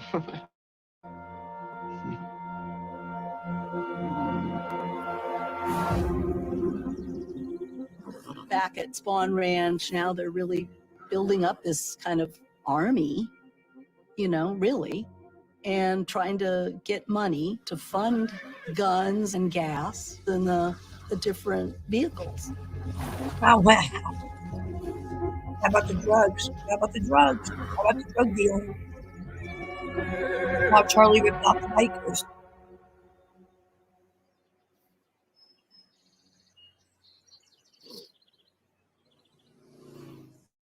Charlie sent word to Bobby, who was living in Hollywood, with his then girlfriend, Kitty Lutzinger, to come help us get protected. So Bobby came on the ranch and he hung out with the bikers and he got enthralled with them. He thought, iron horses, freedom. So he wanted to be a prospect. I really wanted to be a part of that. I was a wannabe, and I wanted to be accepted. I was building a bike. I liked the lifestyle. Whole motorcycle culture, the biker culture, represented a kind of freedom that I longed for. Everybody wants I wanted to ingratiate myself with the club. And when I heard that they were looking to get some sort of party drug, I offered to, score for them. The only guy I knew who might have anything that would have been of interest to them was Jerry. After I left San Francisco, I went to LA. I met Gary Hinman, who was a friend of a friend. He let me rent for a very low rental fee the basement of his little house. What's up, Uncle Jesse? How you doing? He had a baby grand Good to see piano you. in the living room, which was also his bedroom and also Glad his you found the library. new room. He did teach piano out at UCLA, played piano for a dance troupe. Gary loved music. Argo, He that's loved niche. books. He went on to pursue a master's program. It's funny His shit. mother was very proud of his musical ability. He became involved with Buddhism, and he and his parents were going to go to Japan on a pilgrimage. His parents were paying for the trip. He did not have the money to do that. Good. Gary was a gentle human being. Gary wasn't like a real dealer by any means. He was just a guy who sometimes helped to make ends meet by selling a little bit of pot to his friends. I did know that Gary had some mescaline. And Straight Satans gave me some money to go score from Gary, and I went and got mescaline for him. What does mescaline do? Really stupid. What does mescaline do to you? What does that do? I've heard of it. I just can't remember what kind of drug it is. Is it a psychedelic? Is it a downer? Idea on my part that mescaline would be a good thing to give to some bikers for a party. They came back to me and confronted me, saying that they thought it was bunk. Some of the guys had got sick on it. If guys are drinking beer and popping Red Devils, they take mescaline on top of that. Yeah, they're going to get sick. They wanted to get their money back. What's a Red Devil? I've never even heard of a Red Devil. What is that? I've heard of white crosses, but I've never heard of a Red Devil. I have no idea what that is. I thought I could just explain what the problem was and he would give me the money back. Bruce and Danny drove me over, and Mary Brunner and Sadie asked me if they could come along because they were friends of Gary's. Honestly, I didn't think it was going to be a big deal. I had the gun because Bruce had given it to me. I guess Danny recommended that I take the gun and that it'd be, the sort of confrontation. I didn't see it that way because I didn't see Gary that way. Ah, gotcha. We talked about it, and I told him what had happened, and he says, well, Bobby, I don't have the money. He showed me his wallet and his checkbook. He had $57 in his checking account and a few bucks in his wallet. And then I'm starting to get frantic. And so I did hit him with the gun a couple of times. I didn't hit him very hard. It just wasn't not that kind of guy. And that is exactly what Gary said to me. He says, Bobby, this isn't you. And I apologized. I said, I need to get something, Gary. I need to take something back to these guys. So I needed to be able to look around the house for something that might be worth some money.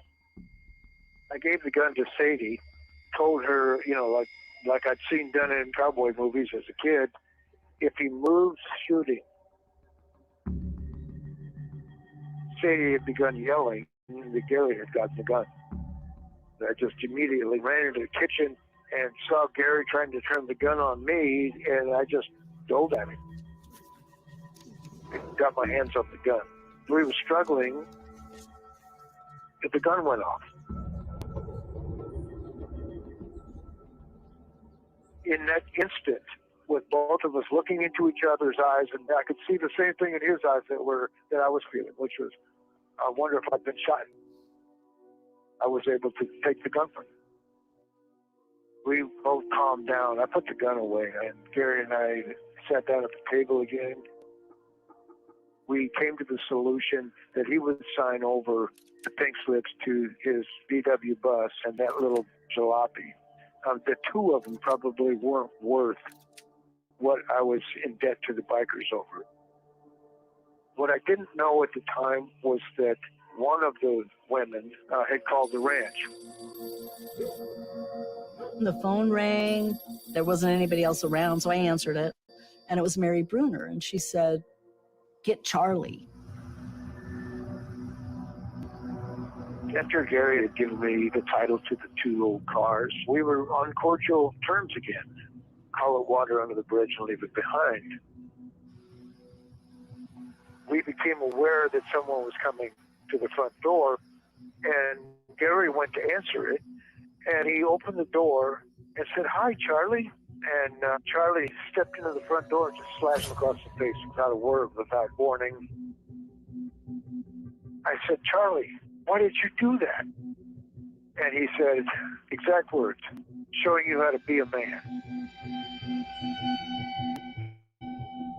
And then Bruce turned to Gary and says, "Where's the gun?" And I said, "I've got it." Bruce took the gun as quick as they came. They left, and Charlie said, "Tell him about clean this mess up." Gary was bleeding. He's holding his hand up to his cheek. And I was just horrified. Gary was horrified. I spent the next day with Gary, and I didn't know what the fuck to do at that point. I was getting increasingly desperate of the situation. So I called an answer. I got Charlie on the phone and I said, man, you know, you created this problem and I need you to take it back because I don't know what to do. And he said something to the effect, you know what to do as well as I do, and hung up on me.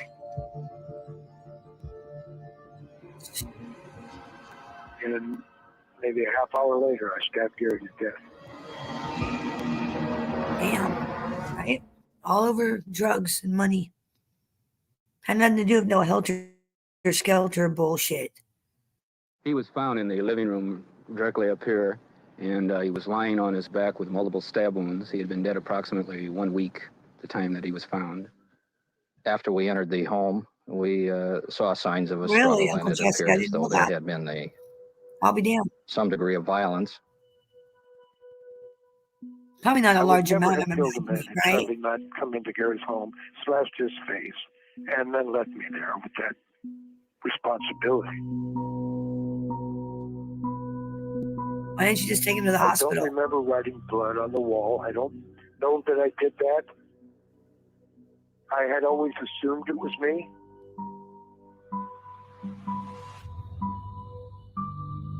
I had seen Bobby and Mary and Susan Atkins kind of huddled and whispering. The twinkle in his eye was gone. He looked scared and didn't look like Good to Bobby. see you. So I asked him, what's wrong? And he said, nothing. So I said, okay. And I just kept on walking.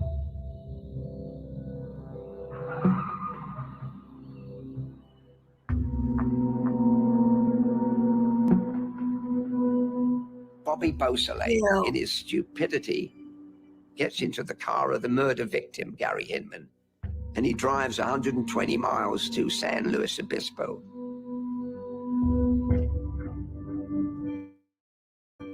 Thank you. I and drove appreciate off you. Thank you. in Gary's car with the murder weapon. It was very early in the morning. The car broke down. The engine was still smoking when the highway patrol car passed by. So I jumped into the back seat and pretended to be asleep. What I thought that would do to help. The highway patrolmen discover it is the car of the murder victim, Gary Hinman. Mr. Beausoleil was arrested, accused of first-degree murder.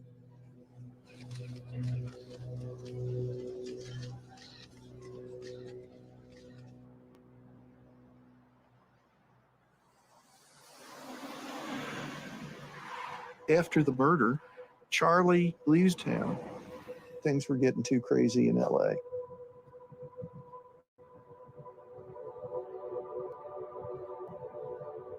When I met Charlie, I was 17 on a road trip. When we were on our way home, it was probably about, 3 in the morning or something. We stopped for gas. I went to go to the bathroom. There was Charlie, and a couple of fellas, I think, that were just hitchhiking were with him as well.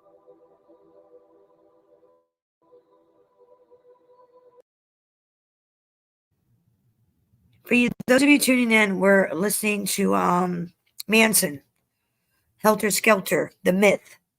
The myth. Helter Skelter, there was no Helter Skelter. It was all made up by Vincent Bugliosi, the lawyer, the DA. The murders took place to cover up this right here. They were trying to get Bobby Beausoleil out of prison, out of jail for the murder of Gary Hinman. So they went around killing people, the Cielo Drive, to make it look like a bunch of nutters did it. That, they must have killed Gary Hinman too. It wasn't Bobby Beausoleil. Yeah, it's really more sick and calculating than some stupid cult, honestly. It's facts. The truth, far more Catholic. He said some things like, well, it's a beautiful girl like you out here so late at night. And in just a short period of time, he was able to tell me everything I ever wanted to hear. I bet your dad doesn't really love you. I bet nobody really takes you seriously. And I was like, wow, and I saw there was guitars in his van, and I thought, oh, this is neat. We were near Big I know the Sur, and I 411. had always wanted to see Big Sur. So I don't know what happened. I told the fellow that I was with, I said, I'm going to go with these guys. The attraction was just immediate. Yeah.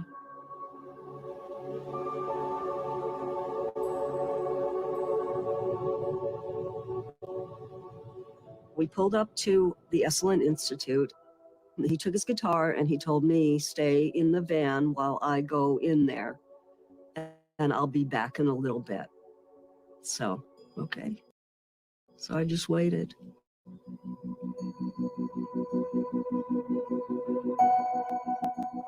I think that he was thinking that they were going to be really blown away by his talent and, you know, his music abilities, and, you know, ask him to come back and possibly pay him.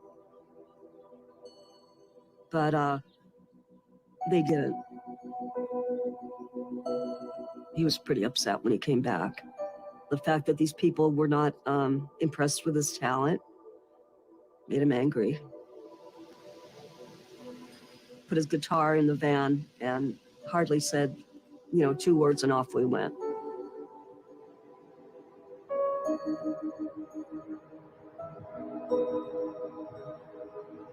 When we met at the gas station, I said, if I go to Big Sur with you, will you take me to San Diego to get my things? And he promised me that he would. And he did.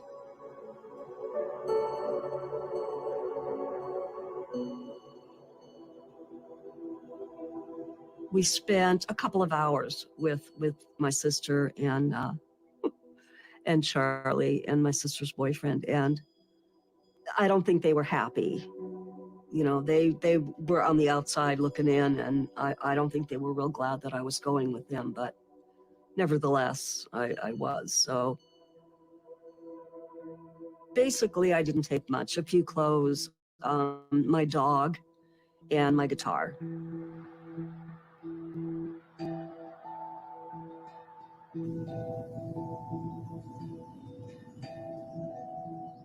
When we pulled up to the ranch, everything was turned over. Any clothes that I brought went into a communal pile, my driver's license, any money I had, which was probably very, very little.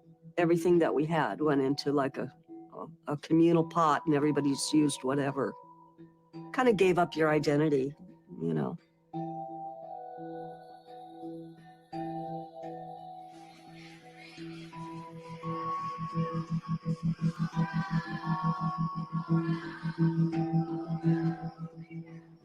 I asked Charlie, hey, do you know what's up with Bobby? And he said, yeah, he got busted in a dead man's car, and now he's in for murder. And I said, Bobby?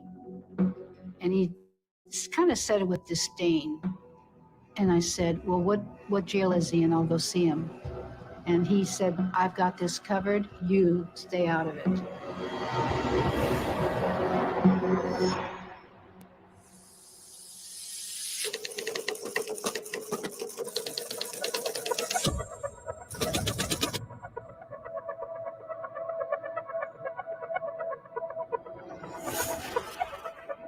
In my world, there is no wrong. You think that my mind is like your mind, but it isn't. This confusion belongs to you. It's your confusion.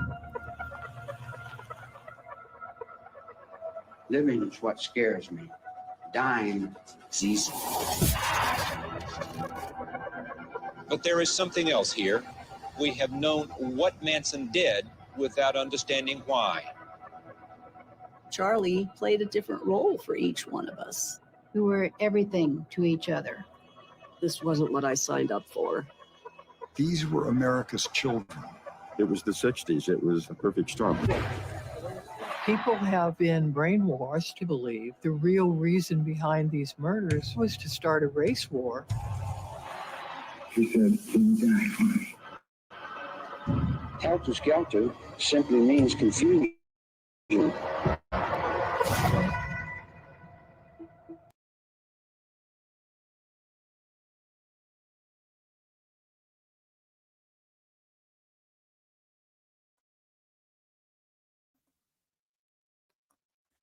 So what'd you think? Pretty fucked up, right? They committed the murders to try to get Bobby Beausoleil out of prison. That's why. It had nothing to do with the cult. It had nothing to do with the race war. It had nothing to do with any of that. Yeah. Pretty messed up, right? All right. Hope you enjoyed that little hour of Helter Skelter, the myth. Because it is the myth. Helter Skelter, what a joke. Myth. All right. So, next thing I got for us is on the Serial Killer Saturday is the most horrifying, terrifying, scary serial killer crimes that shocked. So, stay seated. It's going to be a bumpy ride. Right? I know, right?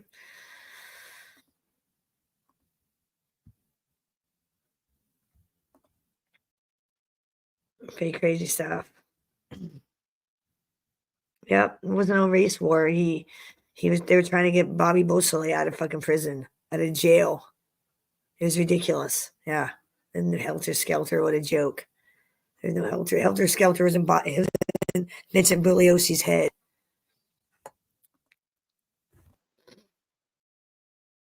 Hey there, it's Mandy from Sprizzy. In this video, I'll show you how to set up your first Sprizzy camera. Show us In nothing. August of 1977, Brenda Parsh flew from Wisconsin to Cape Girardeau, Missouri, where her parents lived. Her father was hospitalized and recovering from surgery. Brenda was born on June 28, 1950, to Floyd and Mary Parsh. She was beautiful and vivacious, becoming a cheerleader in high school. She later became a beauty queen in a pageant in Cape Girardeau. She had ambitions to work in the fashion industry, moving to Wisconsin to be a fashion buyer. As her career was just taking off, this beautiful woman was ripped from the world in a savage attack that also claimed her mother. Mary Evelyn Alexander Parsh was born April 13, 1919, in Alton, Illinois. She married Floyd Parsh, and together they had 2 daughters. She was a loving mother and wife. On Friday, August 12, 1977, Mary Parsh left her husband at the hospital to pick up Brenda from the airport. Floyd Parsh said after his wife and daughter failed to show up at the hospital, he called the house. He said Brenda answered but seemed upset and distracted. She said, "I love you, Daddy," and then hung up the phone. That was the last time Floyd talked to his daughter. After 3 days of failing to show up at the hospital, a neighbor went to check on Mary and Brenda Parsh. The neighbor found Brenda and Mary lying face down on the master bed with their hands bound behind their backs. They were both nude and deceased from gunshot wounds. Their bodies had been lying in the house, which did not have air conditioning, for 3 days in the summer heat. The bodies were already partially decomposed. Authorities believed that the killer must have known the victims. Floyd was hospitalized, so he was quickly eliminated as the suspect. A small caliber slug was recovered from the head of Mary Parsh, St. Louis Post-Dispatch, 1977. Although several items seemed to have been rummaged through, nothing of value was missing. The keys to the house were still in the front door, suggesting the women had been ambushed upon returning home. Detectives suspected that Brenda's ex-boyfriend, whom she just broke up with before moving to Wisconsin, may have been responsible. However, no evidence linked him to the crime. There were also rumors about Brenda's brother-in-law making inappropriate advances towards Brenda. Both men were interrogated, but no evidence linked either man to the crime, and both had alibis. The case went cold. On November 17, 1977, 21-year-old Sheila Ellen Cole was found dead in a roadside bathroom stall of Illinois Highway 3 near McClure, Illinois. She had been shot twice in the head. Her autopsy showed no signs of sexual assault, and she did not appear to have been robbed. In fact, her wallet was nearby with cash and checks still inside. There was no suspects or evidence to lead to a suspect in the case. Her case also went cold. Sheila was born on September 15, 1956, in the Crestwood, Missouri area to Harold and Naomi Cole. She was a 1974 graduate of Lindbergh High School and was attending Southeast Missouri State University in Cape Girardeau. She was studying zoology and chemistry, planning to enter graduate school to study marine biology the following year. Manny's J. 1977. The night before her body was found, Sheila had dinner with her boyfriend and then told her roommate she was going to Walmart and Schnucks. No one knew why she was in Illinois. On May 12, 1978, David Witt called police and said his wife had been murdered. When police arrived at the couple's Marion, Illinois home, they found 51-year-old Virginia Witt deceased, lying nude on her bed. Initial observation of the scene indicated that Mrs. Witt had a large wound in her abdomen, apparently caused by a knife slash, and she also had a knife protruding from her chest. Williamson County Detective Keith Odom said, Callison, 1978. An autopsy determined she died of a combination of choking and stabbing. Virginia Witt was born on August 6, 1926. She married David Witt, and the couple were longtime residents of St. Joseph, Missouri. Virginia worked as a dormitory housing clerk at Missouri Western State College before she and her husband moved to Illinois. She had been grocery shopping the morning of her murder, and groceries were still lying on the counter when her husband, a Ford Motor Company executive, found her deceased. On March 23, 1979, the new deceased body of 29-year-old Joyce Faye Tharp was found behind a church in Paducah, Kentucky. Her body was found by a florist delivering flowers to the church after she had been reported missing the day before. Her family reported her missing after finding a window broken at her apartment, and Joyce was nowhere to be found. An autopsy determined the cause of death to be blunt force trauma to the head and strangulation. She had bruises to her head and neck. She was found nude, suggesting sexual assault. Joyce's case also went cold. Myrtle V. Rupp was found deceased in her Muhlenberg Township, Pennsylvania home on April 17, 1979. The 51-year-old woman had been strangled and her arms and wrists were bound with cord. Mrs. Rupp was discovered by a neighbor after no one had seen her in a few days. An autopsy determined that Myrtle died from strangulation and had also been sexually assaulted. There were no suspects in this case either, and it would eventually grow cold. Myrtle V. Rupp was born on April 4, 1928. She married Charles Rupp, but he preceded her in death in 1974. Myrtle was a registered nurse, working as the head nurse and supervisor in the obstetrics and gynecology department at Community General Hospital in Reading, Pennsylvania, Republican and Herald, 1979. 72-year-old Ida White was found with multiple stab wounds on September 7, 1981, in Mount Vernon, Illinois. She was transported to the hospital in serious condition. Her neighbor had heard her screams and came to Ida's home. The elderly woman was in her bathtub with multiple stab wounds to her abdomen. The neighbor saw the perpetrator leave through the bathroom window. Ida later died at the hospital from her injuries. The neighbor described the perpetrator as a black male with a rough face and facial hair. Police were quick to identify a suspect. A man named Grover Thompson was found sleeping across the street at the local post office. He was taken in for questioning and put in a lineup. The lineup was mishandled as Grover was the only suspect shown to the witness. The witness reluctantly identified him, although his clothing did not match the description. There were other issues with the case. Grover had a disabled leg, yet authorities believed he had jumped out of the window and down 5 feet. Grover Thompson was a resident of Miami, Florida. He had been traveling from his sister's home in Wisconsin to Mississippi at the time. He stopped in Mount Vernon to rest, falling asleep in the post office lobby. Despite the lack of evidence, Grover Thompson was tried and convicted of the murder of Ida White. She was sentenced to 40 years in prison. Grover died in prison in 1996. Margie Call was found deceased in her Cape Girardeau, Missouri, home on January 27, 1982. She was 57 years old. She has been shot with a .38 caliber weapon after being sexually assaulted. It appeared as if the perpetrator had entered her home through a window. The autopsy showed that her cause of death was strangulation, despite the gunshot wound. United Press International, 1982. Margie Louise Call was born July 8, 1924, in Cape Girardeau. She was a bookkeeper for F.W. Woolworth Company for 30 years.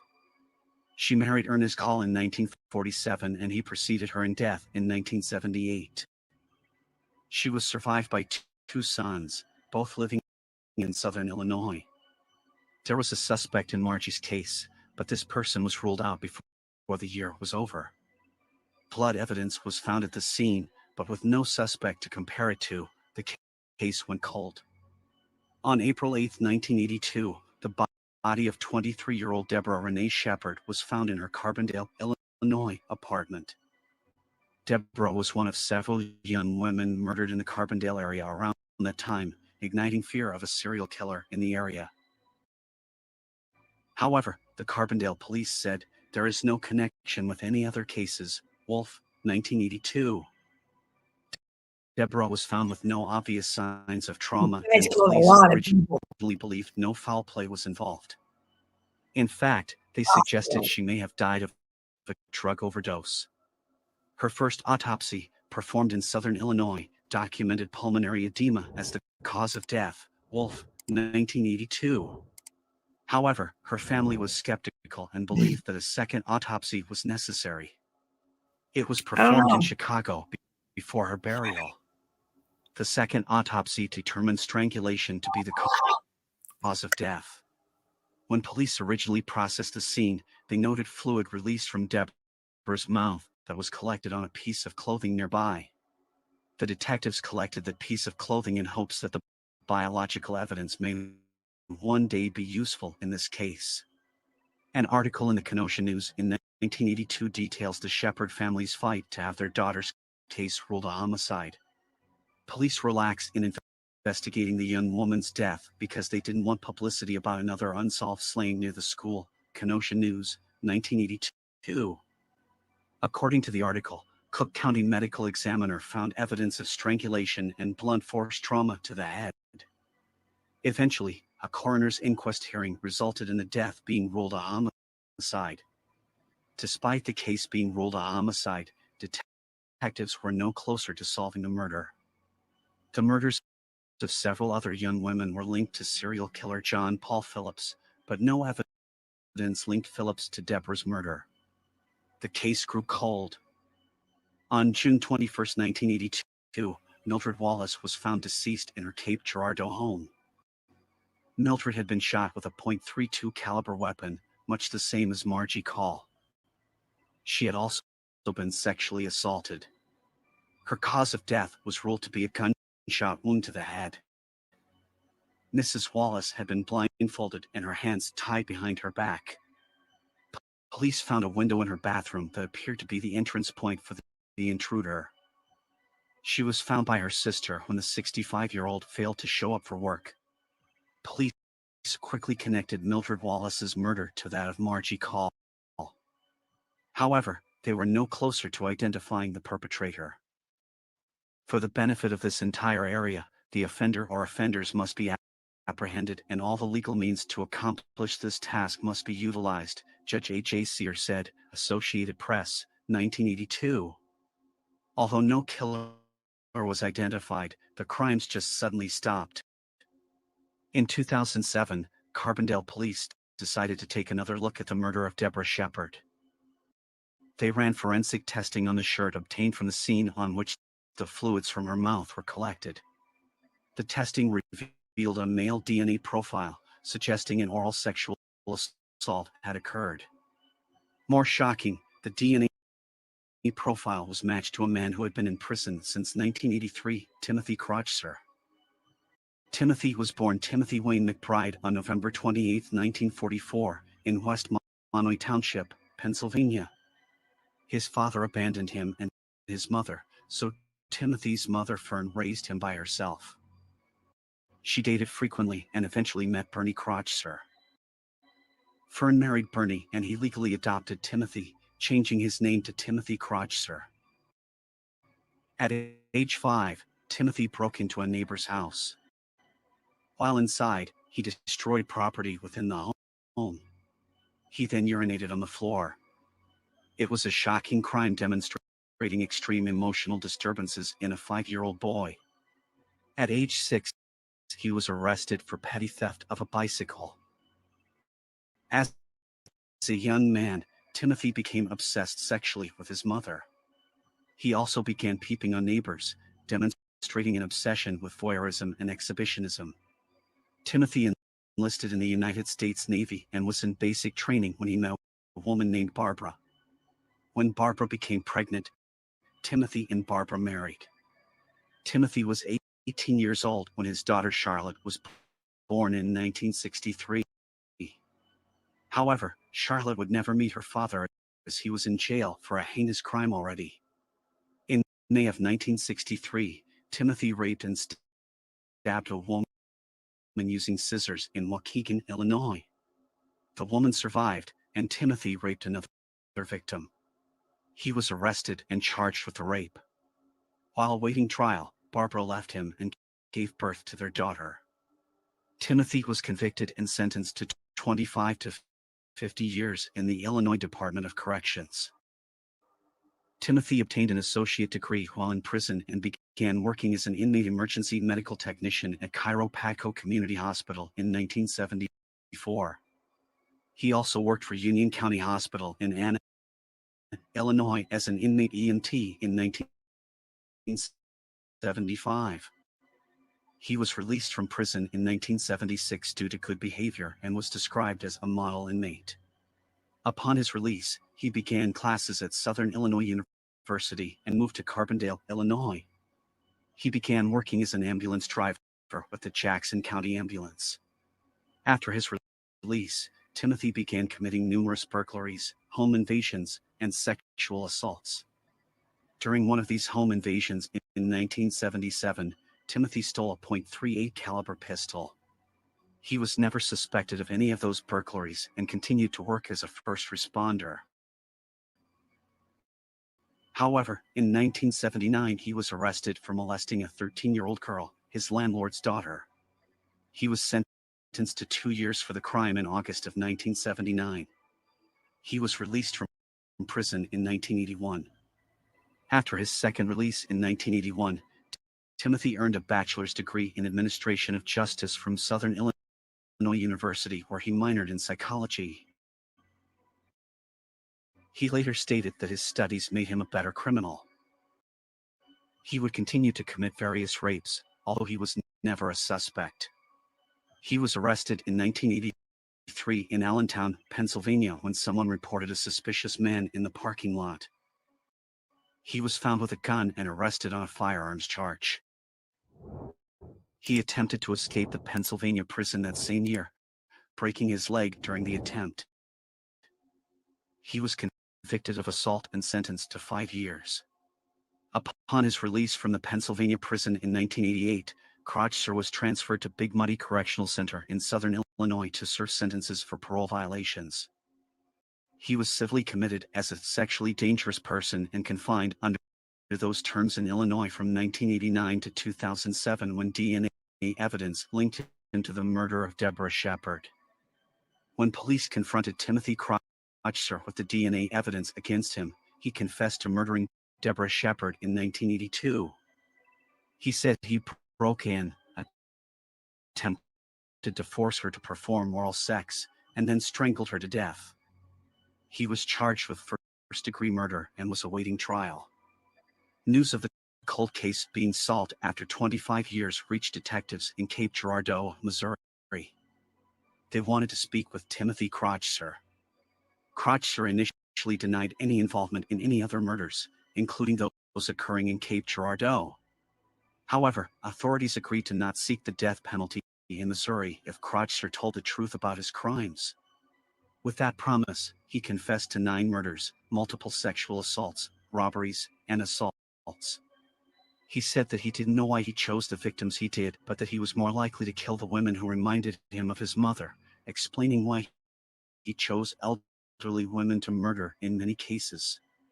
In December 2007, Timothy Crotcher was convicted of the murder of Deborah Shepard and was sentenced to 40 years in prison. He was sent to a maximum security prison and classified as a serial killer. He was sentenced to 40 more years in 2008 for the murder of Virginia Witt. He was then given 13 life sentences in Missouri for the murders of Mary Parsh, Brenda Parsh, Sheila Cole, Margie Cole, and Mildred Wallace. Sheila Cole had been murdered in Missouri before being dumped in McClure, Illinois, approximately 6 miles over the border. He confessed to the murder of Joyce Tharp in Kentucky and was also charged with the murder of Myrtle Rupp in Pennsylvania. He received another life sentence in Pennsylvania. After Crotcher's confession to the murder of Ida White, Grover Thompson received a posthumous exoneration from Governor Bruce Rauner. Timothy Crotcher is currently being held at the Pontiac Correctional Center in Illinois. Due to his 8 Illinois sentence and his indefinite commitment as a sexually dangerous person, Timothy Crotcher does not have a I wonder if he knows Glenwood. Do you think him and Glenwood know each other? release date. Oh, just Upon curious. his release in Illinois, he will be transferred to Missouri to serve 13 life sentences. Timothy Crotcher will die behind bars, but that doesn't seem to be enough of a punishment for the monstrous crimes he committed and the 10 lives he took. Before we move on to another story, put a like and subscribe to the channel. And do not forget to give me your opinion, this is important. We move now. On the fateful day of March 10, 1928, a young boy named Walter Collins vanished without a trace. Aged 9, his last sighting was approximately at 5 p.m., spotted by a neighbor at the intersection of Pasadena Avenue and North Avenue 23, nestled in the heart of Lincoln Heights, Los Angeles. Entrusted with a small sum by his mother, Christine Collins, he set off to indulge in an evening movie at a theater nearby.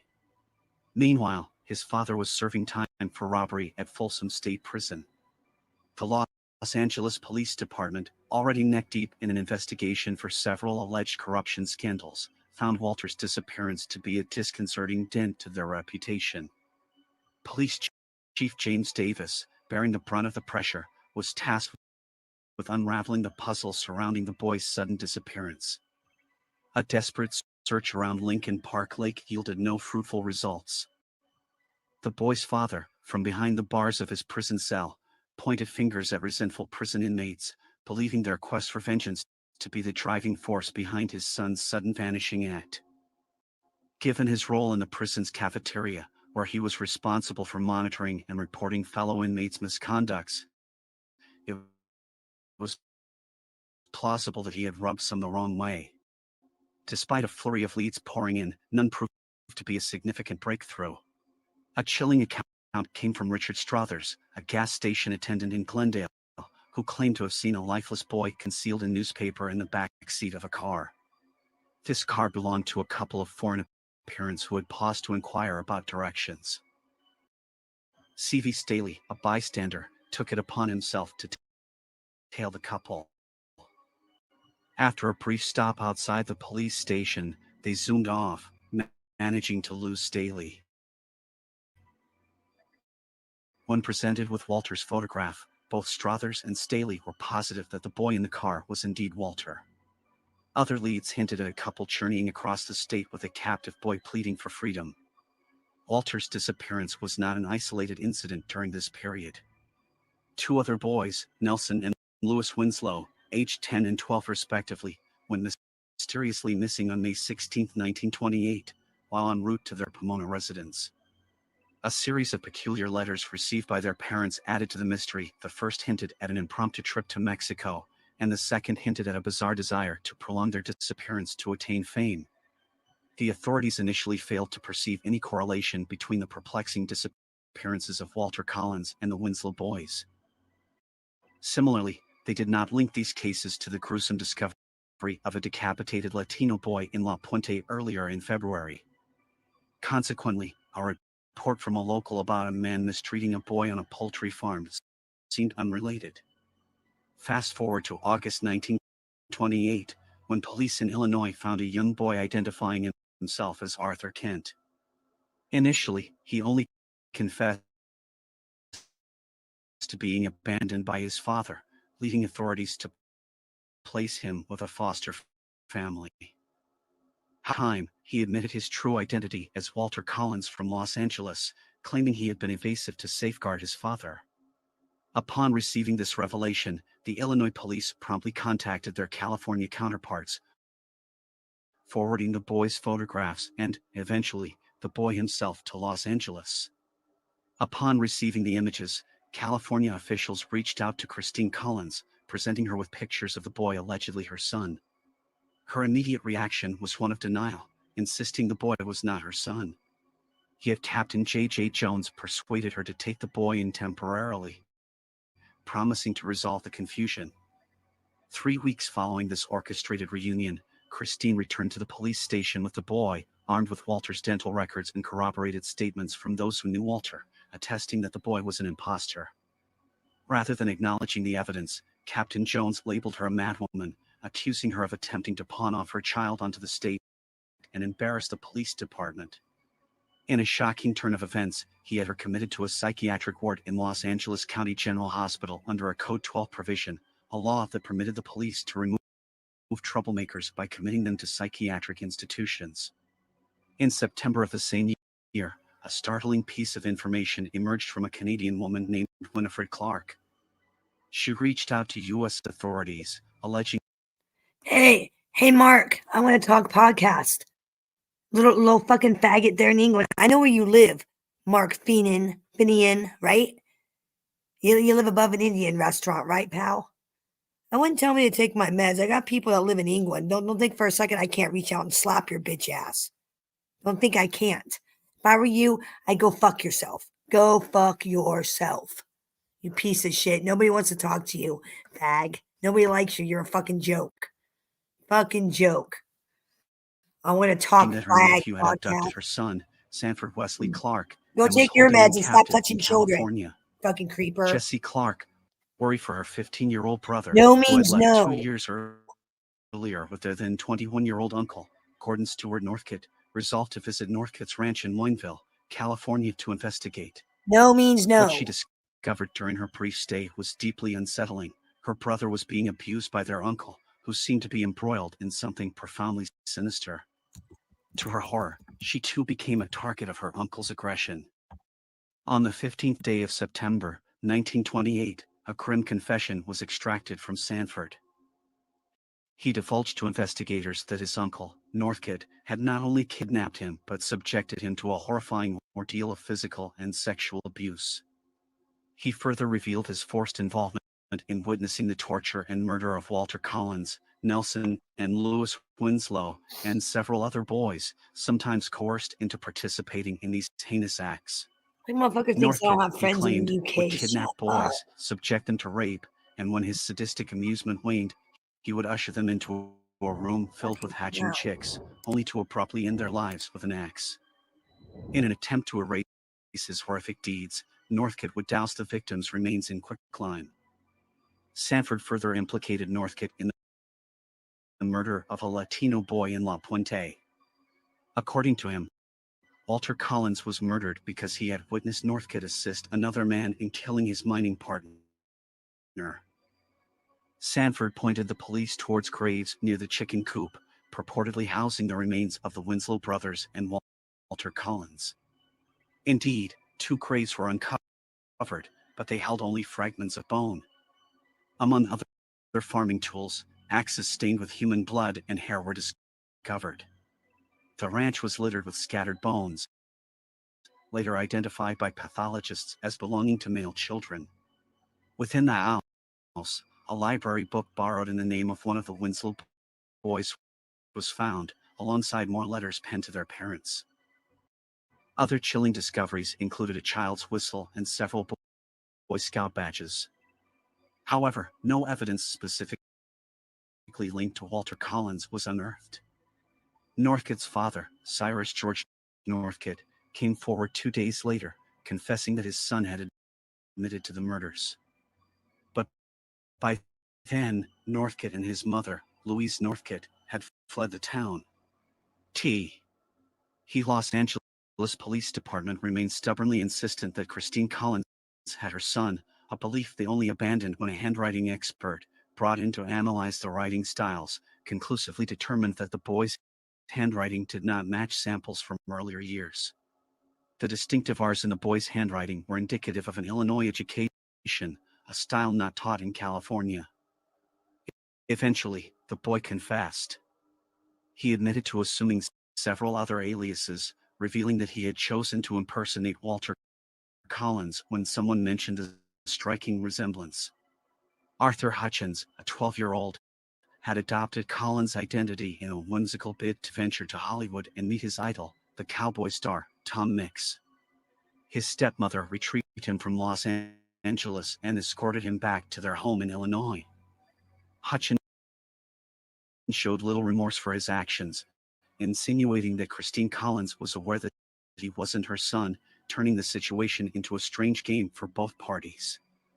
Shortly after Hutchins' departure to his Illinois home, Christine Collins was liberated from the psychiatric institution. On the 20th of September 1928, the long arm of the law finally reached Gordon Stewart Northcote, apprehending him in British Columbia. His mother, Sarah Louise Northcote, was subsequently arrested in Alberta. In a bid to gather further information, the police escorted Northcote back to his infamous ranch in December. During this visit, he made a verbal confession to 5 murders, including those of the Winslow brothers, Walter Collins, and a Mexican boy named Alvin Gahi. However, later that day, he would pen a written confession acknowledging a single murder, that of Alvin Gahi. Meanwhile, in the same month, Northcote's mother made a shocking confession of her own. She admitted to the murder of Walter Collins, revealing she had struck the fatal blow before burying the boy near the chicken coop. According to Sanford Clark, his grandmother had coerced them into sharing the guilt by each striking the boy, thereby ensuring mutual culpability if they were ever apprehended. For her role in Walter Collins' murder, Sarah Louise Northcote was sentenced to life imprisonment. The trial of Gordon Stewart Northcote commenced in January 1929. Northcote, in a surprising move, dismissed several defense attorneys, opting to represent himself. He confessed to the sexual abuse of young boys, justifying his actions with a claim of love. His mother, called as a witness, dropped a bombshell, asserting that she was in fact his grandmother, the product of her husband's rape of their daughter, Winifred. Northcote also alleged an incestuous relationship with Sarah Louise and accused his father of molestation. His defense strategy was an unorthodox one, betraying his lack of legal expertise. Moreover, Sarah Louise's credibility as a witness was questionable, given her inconsistent statements and an evident willingness to do anything for Gordon. The trial concluded on February 8, 1929, with an all-male jury convicting Northcote of the first-degree murders of the Winslow brothers and an unidentified victim. Judge George R. Freeman handed down the death sentence. However, the sentencing brought little solace to the victims' families, who had no bodies to mourn. Northcote met his end on the gallows on October 2, 1930. His execution marked the end of the Wineville chicken coop murders, prompting the citizens to sever their connection to the gruesome past by changing the town's name to Miraloma, translating to View from the Hill in Spanish. This renaming allowed the town to distance itself from the horrific legacy of Northcote's poultry farm. As we reach the conclusion of Twisted Tales, we are left with a chilling reminder of the depths of human depravity that can exist within the darkest corners of society. The stories of Timothy Crotcher and Gordon Northcote serve as haunting reminders of the fragility of life and the capacity for evil that can reside within even seemingly ordinary individuals. May their stories continue to serve as cautionary tales, urging us to remain vigilant and committed to justice, while striving to prevent such horrors from ever happening again.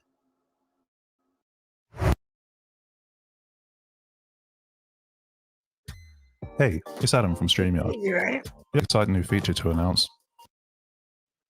So that's pretty crazy. Crazy that a kid would do that. That's absolutely nuts. But I've seen it. I mean, kids eat kids. On the afternoon of Sunday, May 4th, 1986, 18-year-old graduating senior Suzanne Harrison and her best friend Gina Lee Turner, 20, decided to spend the day at Lake Hawkins, a favorite hangout for the young and young at heart in the tight-knit Texas community of Hawkins. In keeping with their usual routine, they planned to meet up with 19-year-old Brian Boone, who resided with his uncle only a stone's throw from the lake. The happy-go-lucky trio, who had always been as thick as thieves, had every intention of enjoying a leisurely afternoon basking in the sun, stopping periodically to cool off in the pristine water. What they didn't know as they grabbed their gear and headed to the shore was that their lives, so full of promise and hope for the future, Good morning. were How about are to end in a you? flurry of violence that none of them had. I know, sir. I get the exact same thing. Do you know Bucky? Are you related to Bucky? And I'm like, no, I don't really know him, but he seems like a nice fella. I go, no, I'm not related to him. Good to see you. I hope you're well. Hope you had a good holiday. At some point during their lazy day, a stranger happened upon the group of friends, all of whom were described by those who knew them well as the cream of the crop. Since the person responsible for the carnage that had ensued as a result of that fateful encounter chose to keep the details of his depravity to himself, it was up to police investigators to piece together the tragic events that unfolded in the slice of heaven by the lake. From what authorities could gather, an armed man had approached the group as they lay on the beach without a care in the world. With malice on his mind and darkness in his heart, he had marched Brian and Gina into a secluded area where he shot them both, execution style, in the back of the head. Aware of the fact that what he had in store for Suzanne would require privacy, he had driven her to Barnwell Mountain Park, a recreational area located some 30 miles away in Upshur County. Once there, he had beaten, raped, and sodomized the terrified teenager before strangling her to death with her own panties. When the threesome failed to return home by nightfall, their worried families went looking for them. After checking the places they were known to frequent and finding no traces of them, they had taken their concerns to the proper authorities. The day after the disappearances were first reported, a member of the maintenance crew at Barnwell Mountain Park stumbled upon Suzanne's new body lying discarded in the brush. Not far from her broken form lay a pair of shorts and torn undergarments, which were later identified as belonging to the still unaccounted for Gina Turner. The medical examiner determined that the teenager had sustained multiple blows to the face and body during a prolonged and exceedingly sadistic assault. The panties that had been used to end her life were still tied tightly around her neck. The cause of death was ruled homicide. Although the area where the body was discovered had been cordoned off and searched with a fine-tooth comb, there were no signs of Suzanne's companions, who are now listed as missing and endangered. 5 days after the gruesome discovery in Barnwell Mountain Park, Brian and Gina's badly decomposed remains were found in a canal just outside of our city, over 40 miles from Lake Hawkins, where their ordeal began. Autopsies would reveal that the victims, who were positively identified through dental records, had died from gunshot wounds. If they had endured other injuries in the moments leading up to the shots being fired, there was no way of knowing the extent of their suffering. Since the scorching Texas sun had hastened the process of decomposition, forensic experts had been left with little to work with. Witnesses who had been in the area on the day of the murders came forward to say that they had seen a bushy-haired man, covered in a number of distinctive tattoos, hanging around the lake on Sunday evening. Besides the collection of satanic symbols that marked his skin, a flourish of ink across his chest had tagged him as a lonesome loser. One couple, Clifton and Denise Walker, recalled that they had been approached around 7:30 p.m. by an imposing figure sporting a shock of electrified hair who had demanded that they give him all their money. When they informed him, truthfully, that they didn't have a dollar between them, he had threatened to take Denise in lieu of cash. Thinking fast, Clifton had offered the stranger a beer, which he had readily accepted. Seemingly satisfied with this resolution, their aggressor, who was now surprisingly calm, had retreated to his blue and white Ford Bronco, and fled into the fast approaching twilight. Having interacted with a person of interest in a triple homicide more than they would have liked, the shaken pair were able to provide details to detectives that proved invaluable to the investigation, including his license plate number. On Tuesday afternoon, a patrolman spotted a Bronco fitting the description of the one driven by the intimidating individual who had been harassing people at the lake on the day that Suzanne, Brian, and Gina were killed. When he pulled the vehicle over, the unkempt man behind the wheel identified himself as Gerald McFadden. The Lonesome Loser ink display prominently on his chest signaled to authorities that they were on the right track. It hadn't taken long for law enforcement agents to determine that McFadden was an ex-con with an alarming history of attacks on women. Wearing his notoriety like a badge of honor, the rough character who was now in their custody informed everyone within earshot that they could address him by his preferred name, Animal. 38-year-old McFadden, who had a reputation for being as mean as a striped snake, had a criminal history that dated back to 1966 when he was arrested for burglary at the age of 18. A 7th grade dropout, it was apparent that he had decided early on that a life of crime suited him just fine. In 1973, McFadden pleaded guilty to raping a 14-year-old girl the year before. He also confessed to doing the same to a junior high school teacher just prior to his arrest. During the penalty phase of the proceedings, a judge sentenced the remorseless McFadden to 15 years behind bars. Good morning, Lance. In a Oh, maddening this travesty of guy. justice that would soon What a become a creep. pattern, he was back on the streets in less than 6. McFadden, who would choose wrong over right at every turn, had no more than cleared the prison doors before he reverted Ah, to look his at old this ways. motherfucker. In 1979, only weeks after his release, he had kidnapped, raped, and sodomized an 18-year-old office worker at knife point. It wasn't lost on detectives working the lake I Hawkins did, murders I'm that the getting back to normal. 1979 It attack was all was right. eerily Thank similar you. to the one perpetrated on Suzanne Harrison. The only difference being that the victim in the earlier incident had survived. As punishment for his brutality, McFadden had once again received the pat sentence of 15 years. In spite of his history of violence, he was back out on the streets in less than half that time. McFadden, who had shown time and again that he was an ongoing threat who had no intention of changing his ways, was freed in 1985 when the state of Texas implemented a sweeping early release That's program all that right. allowed I'm even the most same as violent usual, of man. criminals Hope to you leave are. the confines of prison in order to make room for an influx of new offenders. He was still on parole when the murders at the lake took place. Just another day here, On really. a side note, it was also during this period of purging that convicted triple murderer Kenneth McDuff was integrated back into society, where he wasted no time torturing, raping, and killing at least 7 women before being captured with the help of the television show America's Most Wanted. McFadden, who had been employed on and off as a lineman for the telephone company when he wasn't paying his numerous debts to society, denied having anything to do with the abductions and subsequent murders of Suzanne, Brian, and Gina. It wasn't me. While It the wasn't my divorced arm father man. too admitted that he often camped near Lake Hawkins, he claimed that he had no recollection of ever seeing the victims. He added that, on the off chance that he had spoken to them in passing, he hadn't done them any harm. Convinced that he was What a lying through his creep. teeth, What a detectives, with the blessing of the district attorney, charged McFadden with the kidnapping, sexual assault, and murder of Suzanne Harrison.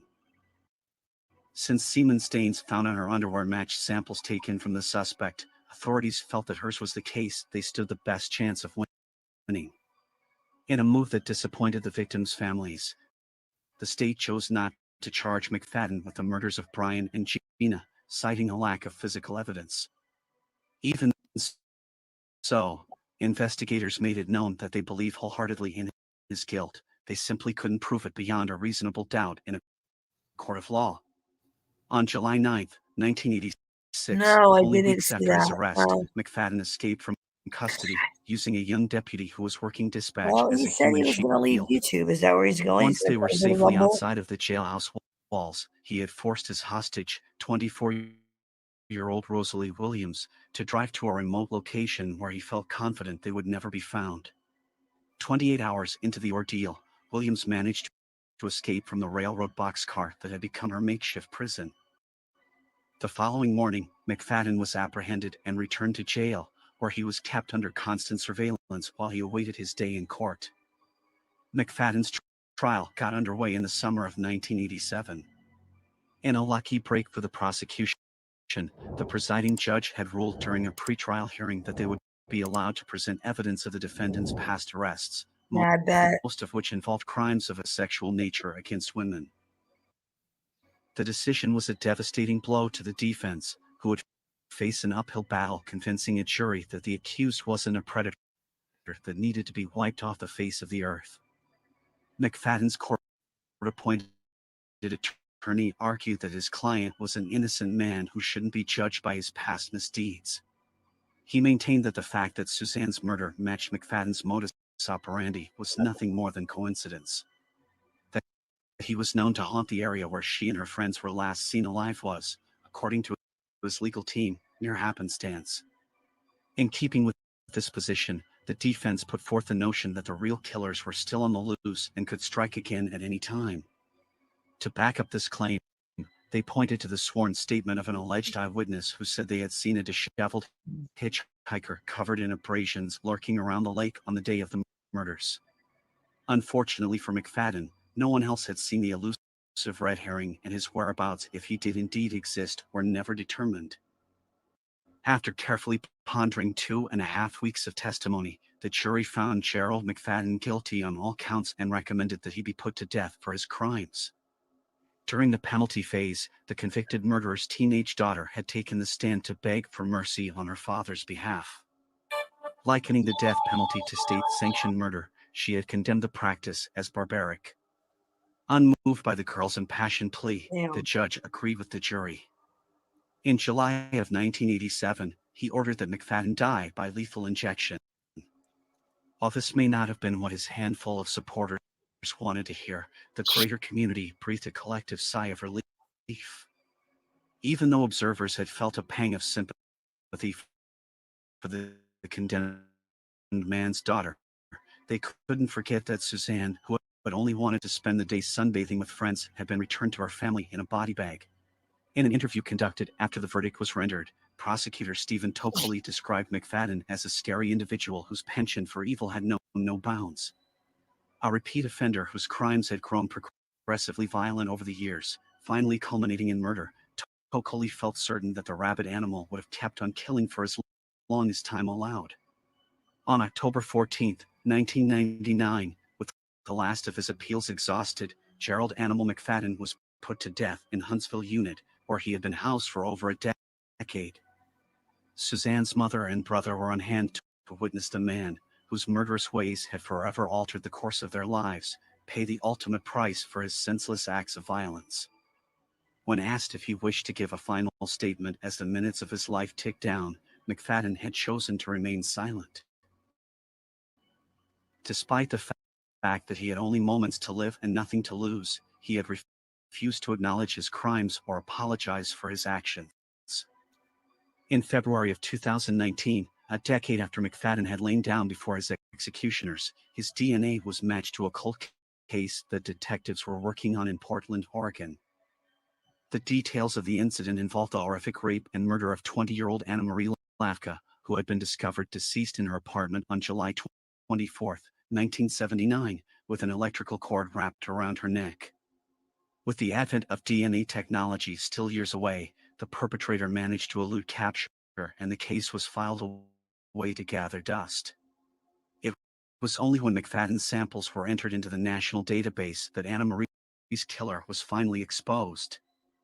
Those left behind to mourn the victims whose lives were cut short by a chance encounter with evil, wept not only for the tragic loss of their loved ones, but also the futures they would never see. Suzanne, whose murder had finally taken McFadden out of commission for good, had been a member of the Honor Society in high school. The popular cheerleader whose academic gifts couldn't be denied loved children and had planned to pursue a career in the field of education before fate stepped in and took it all away. Brian was said to have been down to earth and friendly to everyone, regardless of their social status or level of popularity. An all-rounder who was captain of the football team, he was also an avid reader who drank in knowledge at every opportunity.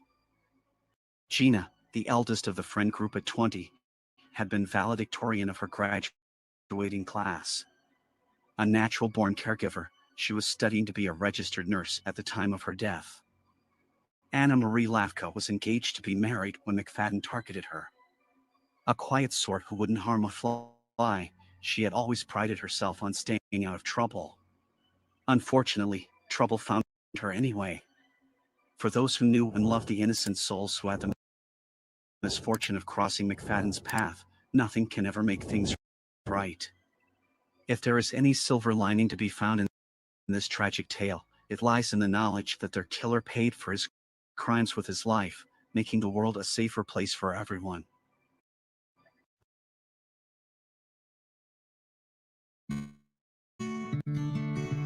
It's the taste of fall.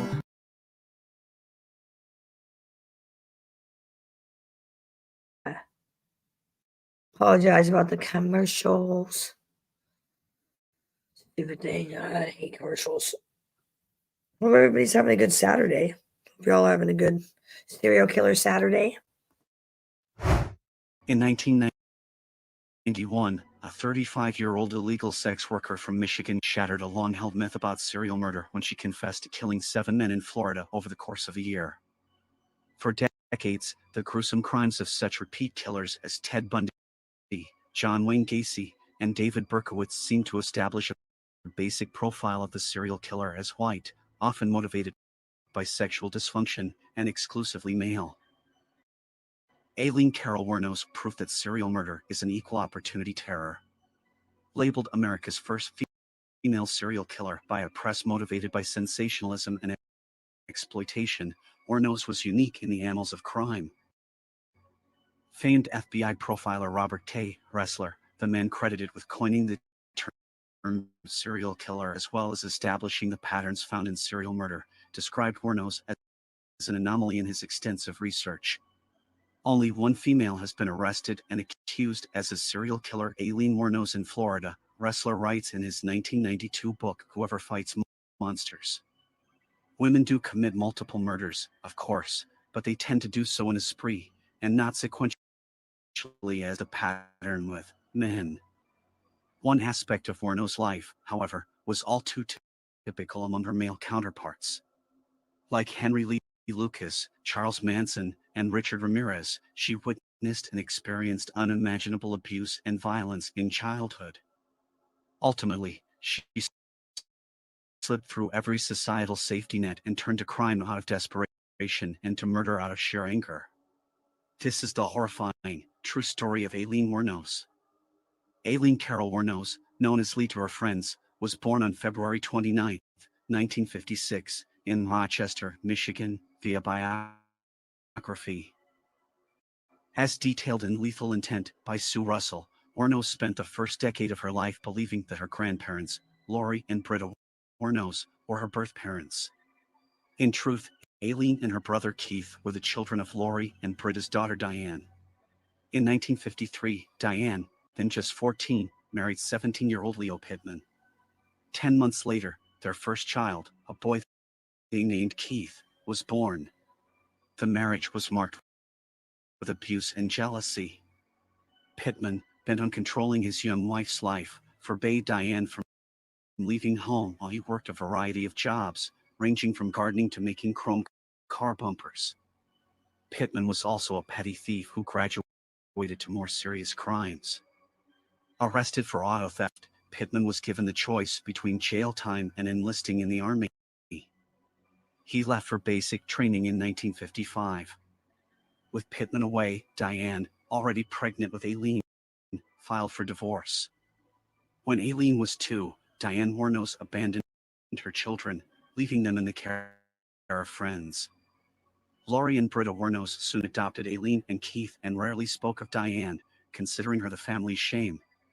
After several rebuffed attempts at rejoining her family, Diane Wuornos would remarry and have 2 more children.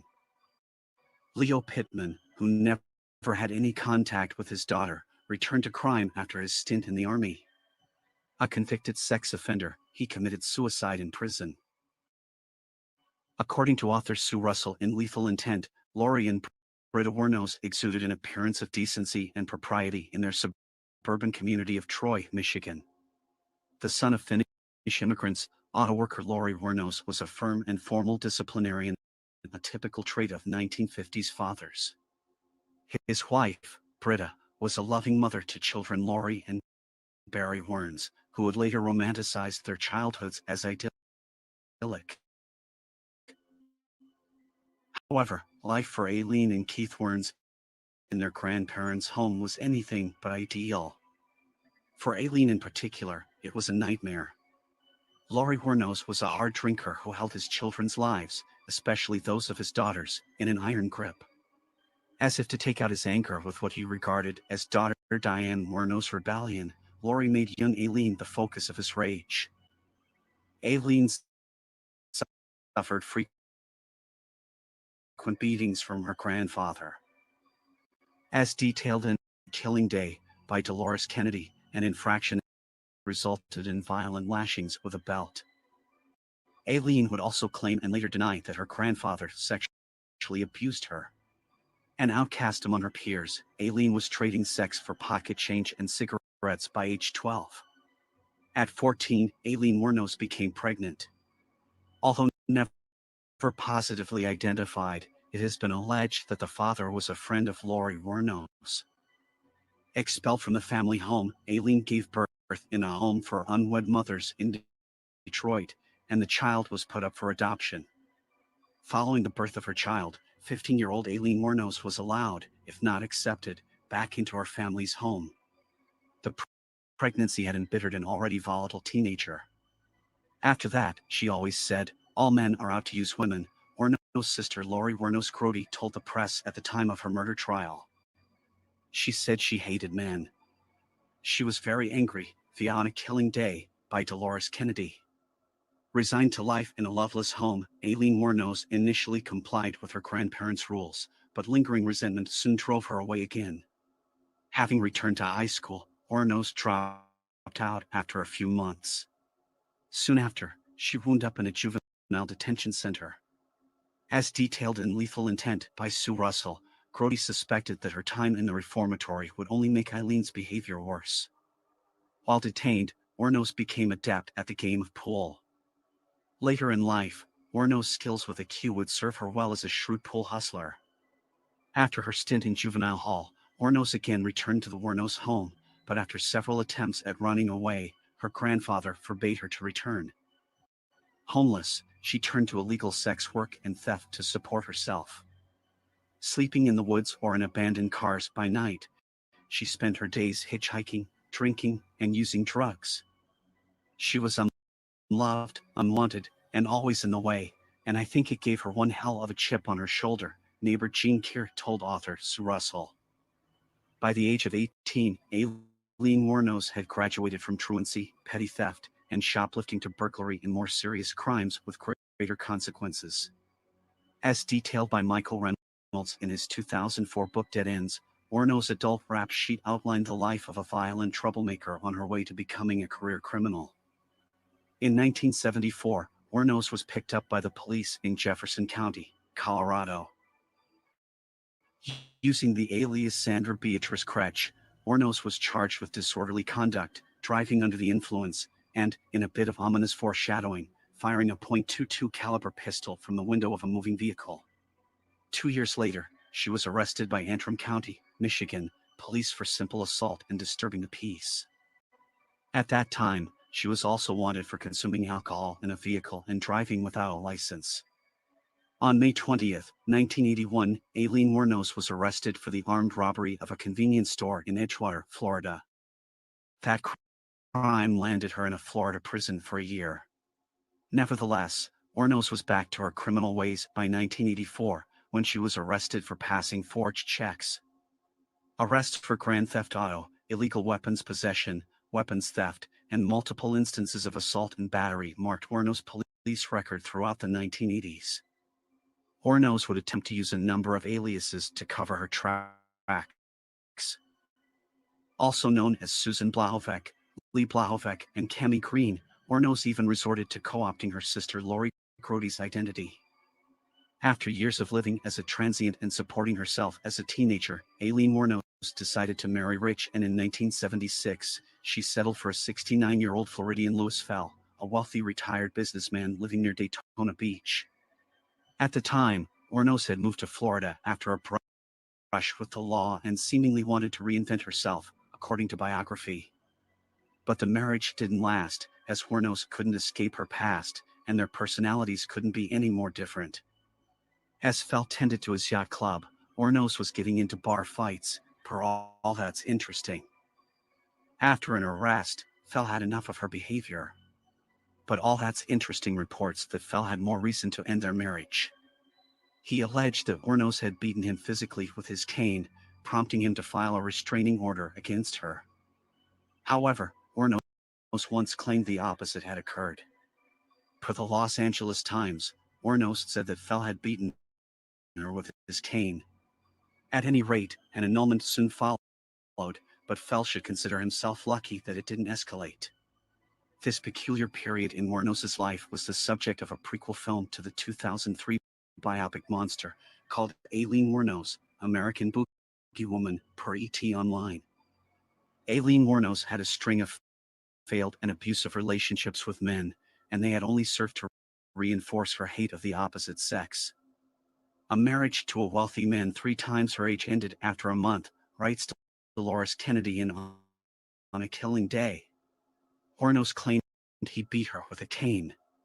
Her life as a hitchhiking illegal sex worker had hardened her.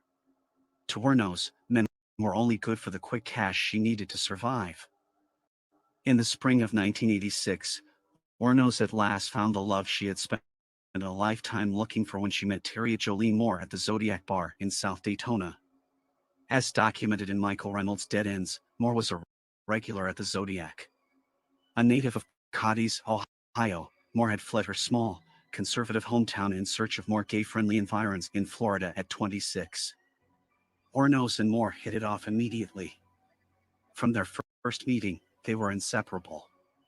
With Moore's encouragement, Wuornos increased her illegal sex work to keep the pair in a rough but comparatively comfortable lifestyle of long-stay hotel rooms, booze, and drugs. It was love beyond imaginable, Wuornos would state at her trial. Earthly words cannot describe how I felt about Terria. Nevertheless, at some point in their 3-year relationship, the couple had exhausted any remaining spark of romance. By the end, they had become little more than hard-living traveling companions. It would be Moore's testimony in exchange for immunity from prosecution that would send Aileen Wuornos to the death chamber. Aileen Wuornos killed for the first time on November 30th, 1989. As reported by Tampa's NBC affiliate WFLA, Wuornos' first victim was Richard Mallory, the 51-year-old owner of a Palm Harbor, Florida, TV repair business. Mallory, who had been confined to a prison mental institution for 10 years for a 1957 sexual assault in Maryland, picked Wuornos up along I-4 near Daytona Beach.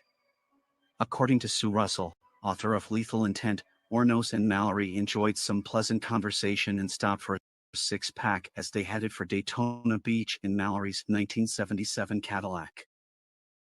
At some point, Wuornos admitted she was a sex worker and asked Mallory if he could help her make a little money. After discussing price, Mallory and Wuornos drove to a secluded, wooded area. Drawing a stolen, 9-shot .22 caliber pistol from her bag, Wuornos shot Mallory 4 times. After relieving Mallory of his ID and cash, she covered his lifeless body with a discarded piece of red carpet. Wuornos then drove Mallory's car home. She would tell her companion Terria Moore that she had made a lot of money on the road and that some guy had loaned her his car. The facts of what transpired between Wuornos and Mallory are unknown. Claiming that Mallory attempted to rape her, Wuornos stated that she fired in self-defense. Although she recanted and reaffirmed her self-defense plea several times, Mallory's past has left lingering doubts about the motive behind Wuornos' first murder. Aileen Wuornos' next victim was David Spears, a 43-year-old construction worker, via Tampa Bay Times. Spears' body was discovered June 1, 1990, in Citrus County, Florida. Hornos fired 6 shots from her .22 caliber pistol into his torso.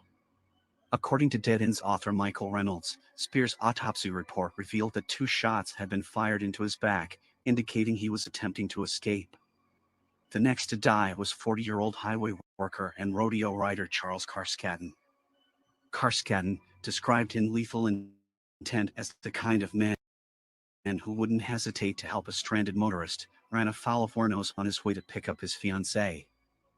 Hornos shot him 9 times in the chest and stomach. The decomposing body of 50-year-old salesman Troy Burress was discovered next, 2.22 slugs buried in his chest. On September 12, 1990, authorities discovered the bullet-riddled body of Charles Dick Humphreys, 56, in Marion County, Florida. A retired Air Force major and former Alabama police chief, Humphreys was working as a child abuse investigator at the time of his death. Retired Merchant Marine Peter Seam's body was never found. He disappeared after leaving his home near Jupiter, Florida, for New Jersey. Seam's 1988 Sunbird was found in June 1990. Witnesses placed Aileen Hornos and Tyria Moore near the vehicle before its discovery.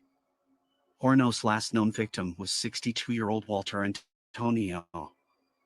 Shot 4 times in the back and the back of the head, the location of Antonio's wounds helped upend Hornos' claims of self-defense. As detailed in Dead Ends by Michael Reynolds, Tyria Moore had grown uneasy with Aileen Hornos' increasingly erratic behavior. The unusual stolen items Hornos was bringing home for the couple to fence at area pawn shops unnerved her. What were the electric razors, toolboxes, briefcases, guns, fishing gear, and watches coming from? Moore had her suspicions, but they were too horrible to contemplate. When they wrecked a stolen Pontiac Sunbird on a wooded road in Ocala, Florida, a panicked Hornos had warned her to run because they were driving a murdered man's car. It was only a matter of time before the law came down hard on Hornos, and Moore wanted no part of it. She certainly wasn't going down as an accessory to murder. Finally, in November 1990, Moore told Hornos she was leaving Florida to see her family in Ohio. Meanwhile, the authorities were linking the 7 murders. It was apparent that they were dealing with a serial killer or pair of serial killers, and, to their shock, they were likely women. Police sketches of the women, dubbed the Angels of Death by the press, appeared on local and national TV. Soon after, Volusia County Police traced items belonging to murder victim Richard Mallory to a Central Florida pawn shop. The receipt for the stolen merchandise bore Hornos' thumbprint. The hunt for the so-called Damsel of Death was on. On January 9, 1991, Aileen Hornos was arrested at a Port Orange biker bar called The Last Resort. Using an outstanding warrant for an earlier Colorado weapons charge, the police were forced to keep any mention of murder charges under wraps until they could find Tyria Moore. As detailed in Dead Ends, investigators from Florida located Moore in Scranton, Pennsylvania. Assured that she was not under arrest, Moore explained that Hornos had told her about killing Richard Mallory. At first, she didn't believe Hornos, but the incident with the wrecked, stolen car further aroused her suspicions about Hornos' activities. Claiming that she feared for her life, Moore neglected to alert the authorities. Back in Florida, investigators convinced Tyria Moore to help them get a confession from Hornos. Moore would write a letter to Hornos requesting that she call her at a nearby motel. On January 14, 1991, Hornos phoned Moore from jail. Investigators would be present to secretly record the calls and coach Moore. After 11 tense and tearful conversations over 3 days, Moore was able to convince Hornos to confess to the killings. At 10:14 a.m. on January 16, 1991, Aileen Hornos, true to her word to Tyria Moore, met with Sergeant Bruce Munster and arresting officer Larry Rosipa in an interrogation room at the Marion County Jail. Taking a seat across from the officers, Hornos stated, "Well, I came here to confess to murder." It was 1991, and Aileen Hornos was in the news for having allegedly murdered 6 men and was being held in a Florida jail. Her image was printed on newspapers, and somewhere in Levy County, Florida, God-fearing horse breeder Arlene Prawl saw her photo and wanted to become her friend, details the Los Angeles Times. For Prahl, the allegations against Wuornos were beside the point. She believed that Wuornos needed an ally. Although only 9 years older than Wuornos, Prahl decided to adopt the troubled woman. Like Wuornos, Prahl had been adopted. But Prahl's act of kindness was mostly motivated by faith. She informed Wuornos that Jesus had spoken to her, motivating her to form the connection, as per the Tampa Bay Times. However, there were questions about Prahl's sincerity, with claims she was out for the money, especially since Hollywood had come calling with offers for rights to Wuornos' story, even by Wuornos herself later, via the Orlando Sentinel. But due to a Son of Sam law at the time that prohibited felons from profiting off their stories, there was no money to be made, and the adoption itself was conditional on Prahl's agreement to not exploit Wuornos for money. Prahl was soon the loyal mother Wuornos never had, racking up $4,000 in phone bills for constantly ringing her up and even visiting her in prison every week. Throughout her trial, Aileen Wuornos declared that each murder was an act of self-defense via justia, maintaining that the victims had solicited her for sex and then attempted to rape her. Wuornos claimed she shot her victims to preserve her life. The case, as presented by her defense attorneys, painted Wuornos as a troubled woman with borderline personality disorder and an IQ of 81. Despite their best efforts, the defense was unable to use Wuornos' mental state and capacity to save her from the death sentence. The prosecution constructed a portrait of a calculating, man-hating killer who, under the guise of being distressed and stranded, lured 7 innocent men to their deaths. As documented in Nick Broomfield's Aileen Wuornos, The Selling of a Serial Killer, Wuornos' courtroom behavior and erratic, conspiratorial thinking helped sabotage her defense. Despite pleading guilty to 3 of the crimes and no contest to 3 others, a tactic that she may have assumed would save her from the death chamber, Wuornos received a total of 6 death sentences. Aileen Wuornos had 2 brothers, Keith and Barry Wuornos, and she had troublesome relationships with both of them. Keith was her biological brother, son of Diane Wuornos, and like Aileen, he was adopted by their grandparents once their parents were out of the picture, details Sue Russell's Lethal Intent. Aileen and Keith had a special bond in their new home since their grandfather, Laurie Wuornos, was tougher on both of them than on his own biological children, Laurie and Barry Wuornos. The siblings became natural allies, both unafraid to stand up to Laurie and his strict parenting, and often ran away from home together. But a darker truth connected the brother and sister. They had an incestuous but consensual relationship together. Aileen once told a friend that she had lost her virginity to Keith, who wanted experience before embarking on relationships with other girls. Aileen gladly obliged. Keith died at a young age due to cancer, and Aileen inherited a $10,000 insurance policy. As for Barry Wuornos, he was technically Eileen's uncle, 12 years older than her, and was less of a friend. Once Aileen was arrested for murder, he threw water on her defense narrative, which claimed she suffered abuse at the hands of her adopted father. Barry testified and said their family was a typical one, and although Laurie was strict, he was kind. Before Aileen Wuornos died, she was analyzed in prison by a psychologist, Wade Myers. He administered a psychopathy test. According to his later case report, the role of psychopathy in sexuality in a female serial killer. When it comes to the most cold-blooded female serial killer in history, the results answered some questions and filled in some holes. The Hare psychopathy checklist grades subjects numerically on 20 different behavior traits, including lack of remorse and antisocial behavior, details Psychology Today. The highest a person could score is 40, while the minimum score needed for a psychopathy designation could either be 25 or 30. Wuornos scored a 32. There were plenty of factors in Wuornos' early life that influenced her criminal behavior, a traumatic childhood and early abandonment among others, as Myers acknowledged in his report. But he determined that she also had a biological predisposition for psychopathy.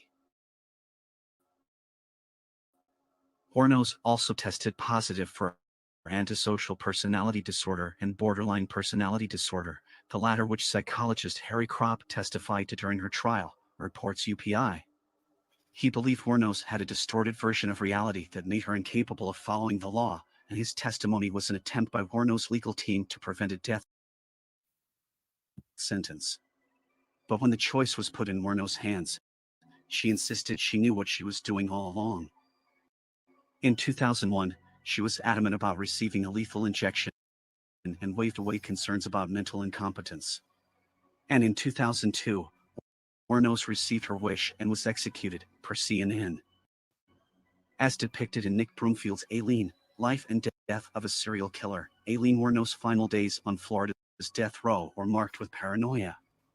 Wuornos professed her hate for men, the police, and the legal system while alternately maintaining and denying that she killed in self-defense.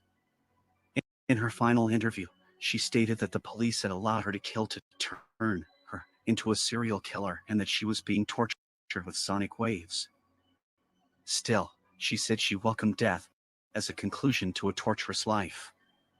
On October 9, 2002, Wuornos' death sentence was at last carried out, as per the Sun Sentinel. Strapped to a T-shaped gurney as she awaited execution by lethal injection, Wuornos made her final statement, "I'd just like to say I'm sailing with the rock, and I'll be back." Like Independence Day with Jesus, June 6th, just like the movie, Big Mother Ship and all. I'll be back. The first woman profiled as a serial killer by the FBI, Aileen Wuornos was a source of constant fascination for the media. Until her execution, Wuornos angrily decried the exploitation of her story, as per the Chicago Tribune. Although she was given to flights of paranoid thinking, she was correct on this point. People were trying to get rich on her name. As documented by filmmaker Nick Broomfield, Terry Moore, the arresting police officers, her lawyer, and Arlene Prawl, a self-proclaimed born-again Christian who adopted Wuornos in prison, had attempted to sell her story to Hollywood or otherwise make a quick buck on their association with the case.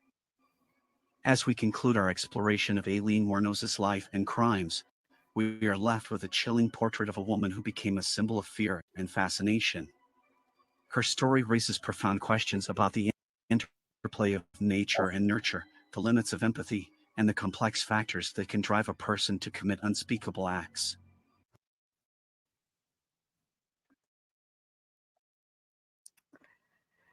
All right. Hey guys, I think I'm gonna take a break.